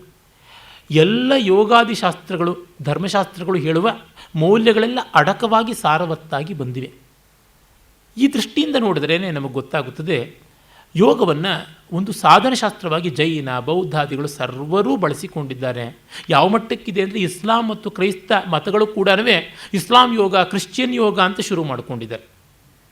ಆ ಥರದ್ದು ಮಾಡಿಕೊಂಡಿದ್ದಾರೆ. ಸ್ವಲ್ಪ ವಿಕಾರ ಮಾಡಿದ್ದಾರೆ, ಸನಾತನ ಧರ್ಮಕ್ಕೆ ಅಕ್ನಾಲೇಜ್ ಮಾಡ್ತಾ ಇಲ್ಲ ಅನ್ನುವಂಥದ್ದೇ ದೊಡ್ಡ ಅವರ ಮೇಲಿನ ಆಕ್ಷೇಪವೇ ಹೊರತು ಅಡಾಪ್ಟ್ ಮಾಡ್ಕೊಂಡಿದ್ದಕ್ಕೆ ಏನೂ ಅಲ್ಲ. ಎಲ್ಲಿಯ ಮೂಲದಿಂದ ನಾವು ಪಡ್ಕೊಂಡ್ವಿ ಅನ್ನೋದನ್ನು ಗುರುತಿಸಿ ಗೌರವಿಸದೇ ಇರತಕ್ಕಂಥದ್ದು ಅಕ್ಷಮ್ಯ ಅಪರಾಧ, ಕೃತಜ್ಞತೆಯ ಮಹಾ ದುರ್ಲಕ್ಷಣ, ಕೃತಜ್ಞಸ್ಯ ನ ನಿಷ್ಕೃತಿ ಅಂತನ್ನುವಂಥದ್ದು ನಮ್ಮ ಶಾಸ್ತ್ರಗಳ ಮಾತು. ಅಲ್ಲಿ ಕೂಡ ಅಷ್ಟೇ ಮಹಾ ಕ್ರಿಶ್ಚಿಯನ್ ಆದಂಥ ಡಿವೈನ್ ಕಾಮಿಡಿ ಬರೆದ ಇವನು ಡಾಂಟೆ ಕೃತಜ್ಞನಾದ ಬ್ರೂಟಸ್ನ ನರಕದ ತಳಾತಳದ ಕೆಳಗಡೆಗೆ 8 ಲಿಂಬೋ ಕೊನೆಗೆ ಆ ಕೋನ್ ತರಹ ಬರುತ್ತೆ, ಆ ಕೆಳಗಡೆಗೆ ಕೂಡಿಸಿದ್ದಾನೆ. ಒಂದು ಚಿತ್ರವನ್ನು ಆ ಬಗ್ಗೆ contemporary painting of that time ಅದನ್ನು ನೋಡಿದ್ದೀನಿ. ಅದರೊಳಗೆ ಬ್ರೂಟಸ್ ಕೆಳಗಡೆಗೆ ಕೊಳಿತಾ ಕೂತಿರ್ತಕ್ಕಂಥದ್ದು ಉಂಟು. ಕೃತಜ್ಞತೆ ಮಹಾ ಪಾಪ, ಅದನ್ನು ಮಾಡಬಾರ್ದು. ಯಾರಿಂದ ಪಡ್ಕೊಂಡಿದ್ದನ್ನು 10 ಜನರೆದುರಿಗೆ ಹೇಳ್ಕೋತಾ ಇರಬೇಕು, ಜ್ಞಾಪಿಸಿಕೊಂಡು ಸಂತೋಷ ಪಡಬೇಕು. ಕೃತಜ್ಞತೆ ನಮ್ಮನ್ನು ದಾಟಿಸುತ್ತೆ, ಕೃತಜ್ಞತೆ ನಮ್ಮನ್ನು ಮುಳುಗಿಸುತ್ತೆ. ಇರಲಿ, ಹೀಗಾಗಿ ಯೋಗ ದರ್ಶನವನ್ನು ನಾವು ಆ ಥರ ಒಪ್ಕೊಳ್ತಾ ಬರ್ತೀವಿ. ಮತ್ತು ಸಗುಣ ಸಾಕಾರವನ್ನು ಉಪಾಸನೆ ಮಾಡುವಂಥದ್ದು ಶಾಂಕರಾದ್ವೈತದಲ್ಲಿ ಉಂಟು, ಸಗುಣ ಬ್ರಹ್ಮ ಉಪಾಸನೆ ಅಂತ. ಅದೇ ದ್ವೈತ ವಿಶಿಷ್ಟಾದ್ವೈತಗಳಲ್ಲಿ ಪರಮಾರ್ಥವಾಗಿರುವಂಥದ್ದು ಕಾಣಿಸುತ್ತದೆ. ಅದು ಪರಮೈಕಾಂತಿಕವಾದ ಭಕ್ತಿ, ಪ್ರಪತ್ತಿ ಎಲ್ಲಕ್ಕೂ ಕೂಡ ಬೆಲೆ ಕಾಣಿಸುವಂಥದ್ದನ್ನು ನಾವು ನೋಡ್ತೀವಿ. ಈ ಕಾರಣದಿಂದಲೇ ನಾವು ಭಗವದ್ಗೀತೆಯಲ್ಲಿ ನ ಬುದ್ಧಿವೇದಂ ಜನಯೇದ ಜ್ಞಾನಾಂ ಕರ್ಮಸಂಗಿನಾಂ ಜೋಷಯೇತ್ ಸರ್ವಕರ್ಮಾಣಿ ವಿದ್ವಾನ್ ಯುಕ್ತ ಸಮಾಚರನ್ ಅಂತ ಯಾರಿಗೂ ಸುಮ್ಮನೆ ಕನ್ಫ್ಯೂಸ್ ಮಾಡಿಸಬಾರದು, ಅವರ ನೆಮ್ಮದಿಯ ನೆಲೆಯನ್ನು ಕೆಡಿಸಬಾರದು ಅನ್ನುವ ಮಾತನ್ನು ನಾವು ನೋಡ್ತೀವಿ. ಬ್ರಹ್ಮಸೂತ್ರದಲ್ಲಿ ಬರುವಂಥ ಸಮನ್ವಯಾಧಿಕರಣದ ಅಂದರೆ 4ನೆಯ ಸೂತ್ರ ತತ್ತು ಸಮನ್ವಯಾತ್ತೆಂದಲೇ ಗೊತ್ತಾಗುತ್ತದೆ. ಬ್ರಹ್ಮವಸ್ತು ಸರ್ವೇಷಾಂ ಅವಿರೋಧೇನ ಬ್ರಹ್ಮಕರ್ಮ, ಅದು ಸಮನ್ವಯದಿಂದಲೇ ಆಗುವಂಥದ್ದು ಅನ್ನುವಂಥದ್ದು. ಭಾಗವತ ಪುರಾಣದಲ್ಲಿ ಮತ್ತು ಗೀತೆಯಲ್ಲಿ ಸಾಂಖ್ಯಂ ಯೋಗಂ ಪೃಥಕ್ ಬಾಲ ಪ್ರವದಂತಿನ ಪಂಡಿತಾ ಅನ್ನುವ ಮಾತನ್ನು ಕೃಷ್ಣ ಹೇಳ್ತಾನೆ. ಇಲ್ಲಿ ಸಾಂಖ್ಯ ಅಂತಂದರೆ ಅನಾಲಿಸಿಸ್ ಅಂತ, ಯೋಗ ಅಂತಂದರೆ ಮೆಡಿಟೇಷನ್, ಅಂದರೆ ಒಂದು ಥಿಯರಿ ಇನ್ನೊಂದು ಪ್ರಾಕ್ಟೀಸ್ ಅಂತ. ಒಂದು ಅನಾಲಿಸಿಸ್, ಇನ್ನೊಂದು ಸಿಂಥೆಸಿಸ್ ಅಂತ ಬೇಕಾದ್ರೂ ಕರಿಬೋದು. ಅನುಸಂಧಾನದ ಕಾಲದಲ್ಲಿ ಸಿಂಥೆಸಿಸ್ ಆಗುವುದು, ಅನಾಲಿಸಿಸ್ನ ಅಂದರೆ ಚಿಂತನದ ಕಾಲದಲ್ಲಿ ಅನಾಲಿಸಿಸ್ ಆಗುವಂಥದ್ದು. ಭಾಗವತದಲ್ಲಿ ಅಹಂ ಯೋಗಸ್ಯ ಸಾಂಖ್ಯಸ್ಯ ಸತ್ಯಸ್ಯ ಋತಸ್ಯ ತೇಜಸಃ ಪರಾಯಣಂ ದ್ವಿಜಶ್ರೇಷ್ಠ ಶ್ರಿಯ ಕೀರ್ತಿರ್ದಮಸ್ಯ ಚ ಅಂತನ್ನುವಂಥ ಮಾತನ್ನು ಹೇಳ್ತಾನೆ. ಯೋಗಾಸ್ತ್ರಯೋ ಮಯಾ ಪ್ರೋಕ್ತಾ ನೃಣಾಂ ಶ್ರೇಯೋ ವಿಧಿತ್ಸಯ ಜ್ಞಾನಂ ಕರ್ಮ ಚ ಭಕ್ತಿಶ್ಚ ನೋಪಾಯೋನ್ಯೋಸ್ತಿ ಕುತ್ರಚಿತ್. ಜ್ಞಾನ ಕರ್ಮ ಭಕ್ತಿಗಳನ್ನೆಲ್ಲ ನಾನು ಲೋಕಹಿತಕ್ಕಾಗಿ ಪ್ರವರ್ತನ ಮಾಡಿದ್ದು ಅನ್ನುವಲ್ಲಿ ಕರ್ಮ ಅನ್ನುವುದು ಮೀಮಾಂಸಕರು ಹೇಳುವಂಥ ಕರ್ಮ, ಅದಕ್ಕೂ ವ್ಯಾಪಕವಾಗಿ ಲೋಕದ ಚಟುವಟಿಕೆಗಳು ಎಲ್ಲವೂ ಬರುತ್ತದೆ. ಸತ್ಕರ್ಮ ದುಷ್ಕರ್ಮ ಅಂತ ಎರಡು ಬಗೆಯಲ್ಲಿ ಕರ್ಮ. ಆ ಸತ್ಕರ್ಮ ವೈದಿಕ ಮತ್ತು ಲೌಕಿಕ ಅಂತ ಎರಡು ಬಗೆಯಲ್ಲಿ. ಮತ್ತು ವೈದಿಕ ಲೌಕಿಕದಲ್ಲೂ ಸಕಾಮ ಮತ್ತು ನಿಷ್ಕಾಮ ಅಂತ ಉಂಟು. ಸಕಾಮ ಕರ್ಮಗಳು ನಿಷ್ಕಾಮ ಕರ್ಮಗಳಾಗಬೇಕು, ದುಷ್ಕರ್ಮಗಳು ಸತ್ಕರ್ಮಗಳಾಗಬೇಕು. ಇದು ಪ್ರಗತಿಯ ದಾರಿ ಅಂತನ್ನುವಂಥದ್ದು. ಸೂತ ಸಂಹಿತೆ ಕೂಡ ಅದೇ ರೀತಿಯ ಹೇಳ್ತಾನೆ. ಅನ್ಯಾಗಮಶ್ಚ ವಿದುಷಾಂ ಅನುಭೂತಿಸ್ತಥೈವ ಚ ಅಸ್ಮಿನ್ನರ್ಥೆ ಸ್ವಸಂವೇದ್ಯೆ ಪರ್ಯವಸ್ಯಂತ್ಯ ನಾನ್ಯಥಾ ವೇದಾಸ್ಸರ್ವೇ ಪುರಾಣಾನಿ ಸ್ಮೃತಯೋ ಭಾರತಂ ತಥಾ ಅನ್ಯಾನ್ಯಪಿ ಚ ಶಾಸ್ತ್ರಾಣಿ ತಥಾ ತರ್ಕಶ್ಚ ಸರ್ವಶಃ ಪಾದ್ಯಪಾದಕತಾಂ ಯಾಂತಿ ವ್ಯವಹಾರೇ ಪರಸ್ಪರಂ ಸಮುದ್ರ ಇವ ಕಲ್ಲೋಲ ಇತಿ ವೇದಾರ್ಥ ಸಂಗ್ರಹ ಅಂತ ಆಗಮಗಳು, ವೇದಗಳು, ದರ್ಶನಗಳು, ಶಾಸ್ತ್ರಾದಿಗಳು ಎಲ್ಲ ನೋಡುವುದಕ್ಕೆ ಮೇಲ್ಮೆಯಲ್ಲಿ ಅಲೆಗಳು ಒಂದನ್ನು ಇನ್ನೊಂದು ಡಿಕ್ಕಿ ಹೊಡೆಯುವಂತೆ ಇರ್ತವೆ. ಆದರೆ ಆಳದಲ್ಲಿ ನೋಡಿದ್ರೆ ಅವೆಲ್ಲ ನೀರೇ ಅನ್ನುವಂಥದ್ದು. ಅದನ್ನೇ ಇದು ಸೂತ ಸಂಹಿತಾ ಶೈವಾಗಮ. ಆದರೆ ಶಾಕ್ತಾಗಮ ಕುಲಾರ್ಣವ ತಂತ್ರ ಅದ್ವೈತಂ ಕೇಚಿದಿಚ್ಛಂತಿ ದ್ವೈತಮಿಚ್ಛಂತಿ ಚಾಪರೆ ಮಮ ತತ್ವಂ ನ ಜಾನಂತಿ ದ್ವೈತಾದ್ವೈತ ವಿವರ್ಜಿತಂ ಅನ್ನುವ ಮಾತು ಬರ್ತದೆ. ಅದೇ ಕುಲಯುಕ್ತಿ ತಂತ್ರ ವೇದಾಂತೆ ವೈಷ್ಣವೇ ಶೈವೇ ಸೌರೇ ಬೌದ್ಧೇ ಅನ್ಯತೋಪಿ ಚ ಏಕಏವ ಪರಸ್ತ್ವಾತ್ಮ ಜ್ಞಾತ ಜ್ಞೇಯೋ ಮಹೇಶ್ವರಿ. ಹಾಗೆಯೇ ದ್ವೈತಿನೋ ಹಿ ವಿರುದ್ಧಂತೆ ತೈರಯಂನ ವಿರುದ್ಧತೆ ವಿವದಾಮೋ ನತೈಸ್ಸಾರ್ಧಂ ಅವಿವಾದಂ ನಿಬೋಧತ. ನಾವು ಯಾವ ಜೊತೆಗೂ ತಕರಾರು ಮಾಡುವುದಿಲ್ಲ ಅನ್ನುವ ಮಾತನ್ನು ಕೂಡ ನಾವು ನೋಡಬಹುದು. ಅದೇ ದೃಷ್ಟಿಯಿಂದಲೇ ನಾವು ಒಂದು ಮಾತನ್ನು ಹೇಳಬೇಕಾಗುತ್ತದೆ. ಅದು ಸುರೇಶ್ವರರದು. ಅಸ್ಮದ್ರಾದ್ಧಾಂತ ಸಂಸಿದ್ಧವು ನಾಣ್ಯರಾದ್ಧಾಂತ ಸಿದ್ಧತಾ ತತ್ಸಿದ್ಧಾ ವಸ್ಯ ಸಂಸಿದ್ಧಿ ನಕಥಂಚಿನ್ ನಿವಾರ್ಯತೆ. ನಮ್ಮ ತತ್ವ ನಿರೂಪಣೆಯಾದ ಮೇಲೆ ಮಿಕ್ಕ ಯಾವ ತತ್ವದ ತಗಾದಿಯೂ ಇರೋದಿಲ್ಲ. ನಮ್ಮ ತತ್ವ ಸಿದ್ಧವಾದ ಮೇಲೆ ಮಿಕ್ಕೆಲ್ಲ ತತ್ವಗಳು ಕೂಡ ಸಿದ್ಧವಾಗುತ್ತವೆ ಅನ್ನುವಂಥ ಮಾತನ್ನು ಅವರು ಹೇಳ್ತಾರೆ. ಆಮೇಲೆ ಇನ್ನು ಒಂದು ಮಾತು ನಾರದ ಪಾಂಚರಾತ್ರದಲ್ಲಿ ಬರುವಂಥದ್ದು. ಅದು ವೈಷ್ಣವಾಗಮ. ಅಯಂ ಪ್ರಪಂಚೋ ಮಿಥ್ಯೇವ ಸತ್ಯಂ ಬ್ರಹ್ಮಾಹಮದ್ವಯಂ ತತ್ರ ಪ್ರಮಾಣಂ ವೇದಾಂತಾಹ ಗುರುಸ್ವಾನುಭವಸ್ತಥಾ ಅನ್ನುವಂಥ ದೃಷ್ಟಿಯಿಂದ ನಮಗೆ ಸ್ಪಷ್ಟವಾಗಿ ಗೊತ್ತಾಗುತ್ತದೆ. ಬ್ರಹ್ಮದಲ್ಲಿಯೇ ಎಲ್ಲ ತಾತ್ಪರ್ಯ ಇರುವಂಥದ್ದು, ಮಿಕ್ಕವೆಲ್ಲ ಅದಕ್ಕೆ ಪೂರಕವಾಗಿ ಬರುವಂಥವು ಅಂತ. ಕುಮಾರಲ ಭಟ್ಟರು ಈ ದೃಷ್ಟಿಯಿಂದ ಪ್ರಖರ ಬೌದ್ಧ ತತ್ವಕ್ಕೆ ವಿರೋಧಿ ಅಂತಾದರೂ ಕೂಡ ಯುಕ್ತ್ಯಾನುಪೇತಾಂ ಅಸತಿಂ ಪ್ರಕಲ್ಪ್ಯ ಯದ್ವಾಸನಾಮರ್ಥ ನಿರಾಕ್ರಿಯೇಯಂ ಆಸ್ಥಾನಿವೃತ್ಯತ್ವಮವಾದಿ ಬೌದ್ಧೈ ಗ್ರಾಹ್ಯಂ ಗತಾಸ್ತತ್ರ ಕಥಂಚಿತನ್ಯೇ ಅನ್ನುವ ಮಾತನ್ನು ಹೇಳ್ತಾರೆ. ಬೌದ್ಧ ಮೊದಲಾದವರು ನಮಗೆ ಗ್ರಾಹ್ಯವಾಗ್ತಾರೆ. ಯಾಕೆಂದರೆ ಪ್ರಪಂಚ ದುಃಖಮಯ, ಆ ದುಃಖಕ್ಕೆ ಆಸೆ ಕಾರಣ ಅಂತ ಹೇಳಿದ ಉಪದೇಶ ಯಾರಿಗೆ ಬೇಡವಾದದ್ದು? ಈ ದೃಷ್ಟಿಯಿಂದ ಪ್ರತಿಯೊಂದು ಕಡೆಯೂ ಸಾರವತ್ತಾದ್ದು ನಮಗೆ ಗ್ರಾಹ್ಯವಾಗುವಂಥದ್ದು ಗೊತ್ತಾಗುತ್ತದೆ ಅನ್ನುವ ಮಾತು ನಮಗೆ ಸ್ಪಷ್ಟವಾಗಿ ತಿಳಿಯುತ್ತದೆ. ಹೀಗೆ ಬಹಳಷ್ಟು ನೂರಾರು ವಾಕ್ಯಗಳು ನನ್ನದೇ ಸಂಗ್ರಹದಲ್ಲಿವೆ. ಎಲ್ಲವೂ ಕೂಡ ಆ ಒಂದು ತತ್ವವನ್ನು ತೋರ್ಪಡಿಸುವಂಥವೇ ಆಗಿವೆ. ಒಟ್ಟಿನಲ್ಲಿ ಒಂದಂತೂ ಇದೆ, ಶಂಕರರ ಭಜಗೋವಿಂದದಲ್ಲಿ ಬರುವಂಥದ್ದು. ಇದು ಚರ್ಪಟನಾಥ ಅನ್ನುವಂಥ ನವನಾಥರಲ್ಲಿ ಒಬ್ಬ ಬರೆದದ್ದು ಅಂತ ಕೂಡ ಹೇಳ್ತಾರೆ. ಯಾರು ಬರೆದರೆ ಏನು, ಬರೆದದ್ದು ಚೆನ್ನಾಗಿದೆ. ಸತ್ಸಂಗತ್ವೇ ನಿಸ್ಸಂಗತ್ವಂ ನಿಸ್ಸಂಗತ್ವೇ ನಿಶ್ಚಲತತ್ವಂ ನಿರ್ಮೋಹತ್ವಂ ನಿರ್ಮೋಹತ್ವೇ ನಿಶ್ಚಲತತ್ವಂ ನಿಶ್ಚಲತತ್ವೇ ಜೀವನ್ಮುಕ್ತಿ ಅಂತ. ಸಜ್ಜನರ ಸಂಘವಾಗಬೇಕು. ಸಜ್ಜನರು ಯಾರು ಅಂದರೆ ತಮ್ಮ ಮಾತು ಮನಸ್ಸು ಕೃತಿಗಳಿಂದ ಇನ್ನೊಬ್ಬರಿಗೆ ಸಮಾಧಾನ ತಂದುಕೊಡಬಲ್ಲರೋ, ಅಸಮಾಧಾನವನ್ನು ಹೋಗಲಾಡಿಸಬಲ್ಲರೋ ಅವರೇ ಸಜ್ಜನರು. ಮತ್ತು ಆ ಸಜ್ಜನರ ಸಂಘವೂ ಬೇಡವಾಗುವಂಥ ಒಂದು ಸ್ಥಿತಿ ಬರುತ್ತದೆ ಸ್ವಯಂ ಪೂರ್ಣತೆ ಇದ್ದಾಗ. ಮೊಡಕೆ ತುಂಬಿದ್ದರೆ ಯಾಕೆ ಬಾವಿ ಹತ್ತಿರಕ್ಕೆ ಅದು ಹೋಗುತ್ತೆ? ಖಾಲಿ ಆದಾಗ ತಾನೇ ಬಾವಿ ಹತ್ತಿರಕ್ಕೆ ಹೋಗುವಂಥದ್ದು. ಅದು ತುಂಬಿದ್ದಾಗ ಬಾವಿ ಹತ್ತಿರಕ್ಕೆ ಹೋಗಲಿಲ್ಲ ಅಂತ ಬಾವಿ ಏನು ಬಾಯಿ ಬಡ್ಕೊಳ್ಳೋದಿಲ್ಲ, ಮೊಡಕೆ ಏನು ಗೋಳಾಡೋದಿಲ್ಲ. ಈ ಸಮಾಧಾನದ ಸ್ಥಿತಿ ನಿಸ್ಸಂಗತ್ವ.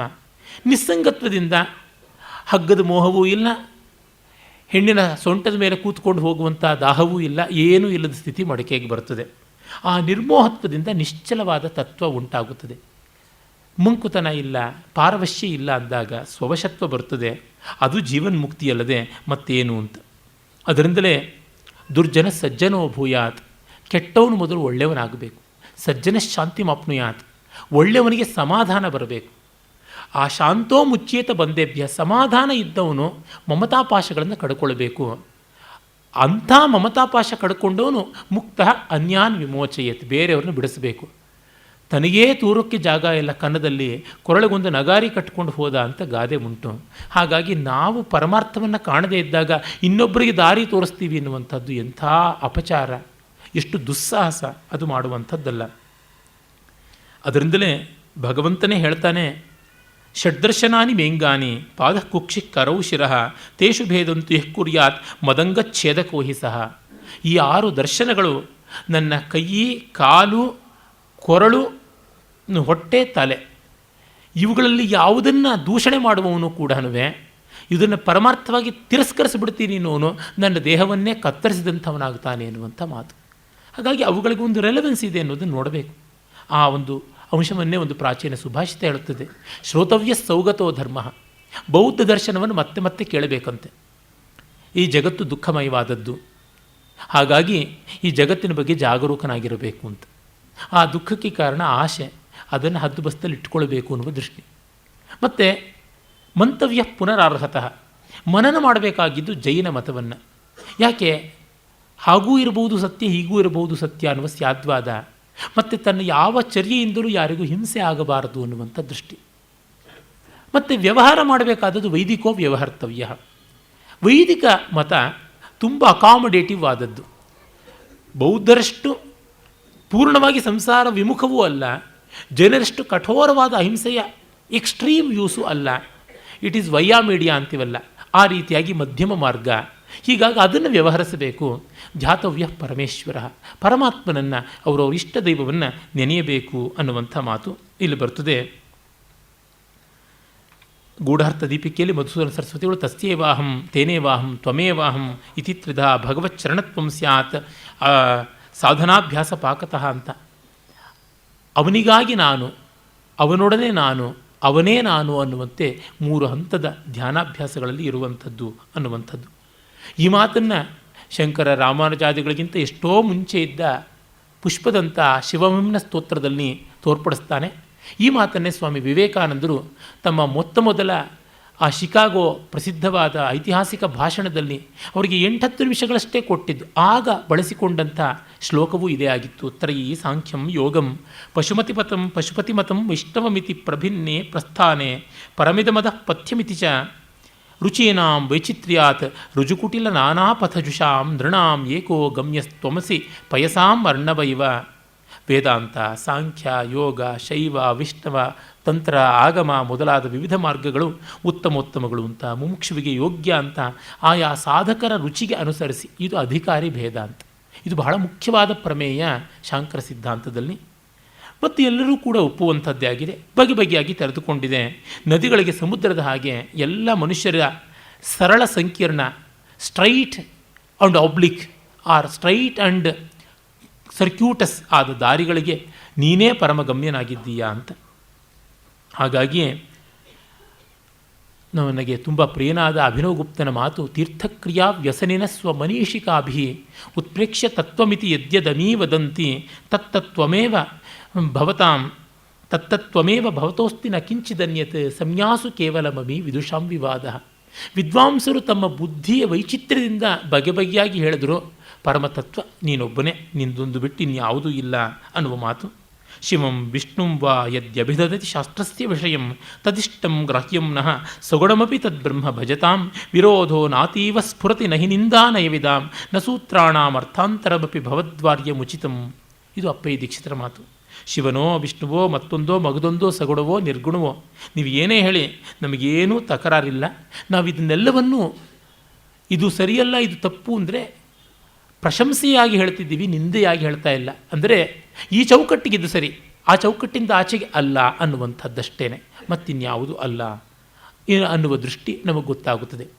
ಈ ಕಾರಣದಿಂದ ವೇದಾಂತವನ್ನು ಕೇಂದ್ರವಾಗಿಟ್ಟುಕೊಂಡು ಮಿಕ್ಕೆಲ್ಲ ದರ್ಶನಗಳ ಪೂರಕತೆಯನ್ನು ನೋಡ್ತೀವಿ. ಮತ್ತು ಈಗ ಆಧುನಿಕ ಕಾಲದಲ್ಲಿ ವಿಜ್ಞಾನ ಯುಗವನ್ನು ತಟಸ್ಥ ನಿರ್ಣಯಕ್ಕಾಗಿ ಸ್ವೀಕಾರ ಮಾಡುವುದಾಗುತ್ತದೆ.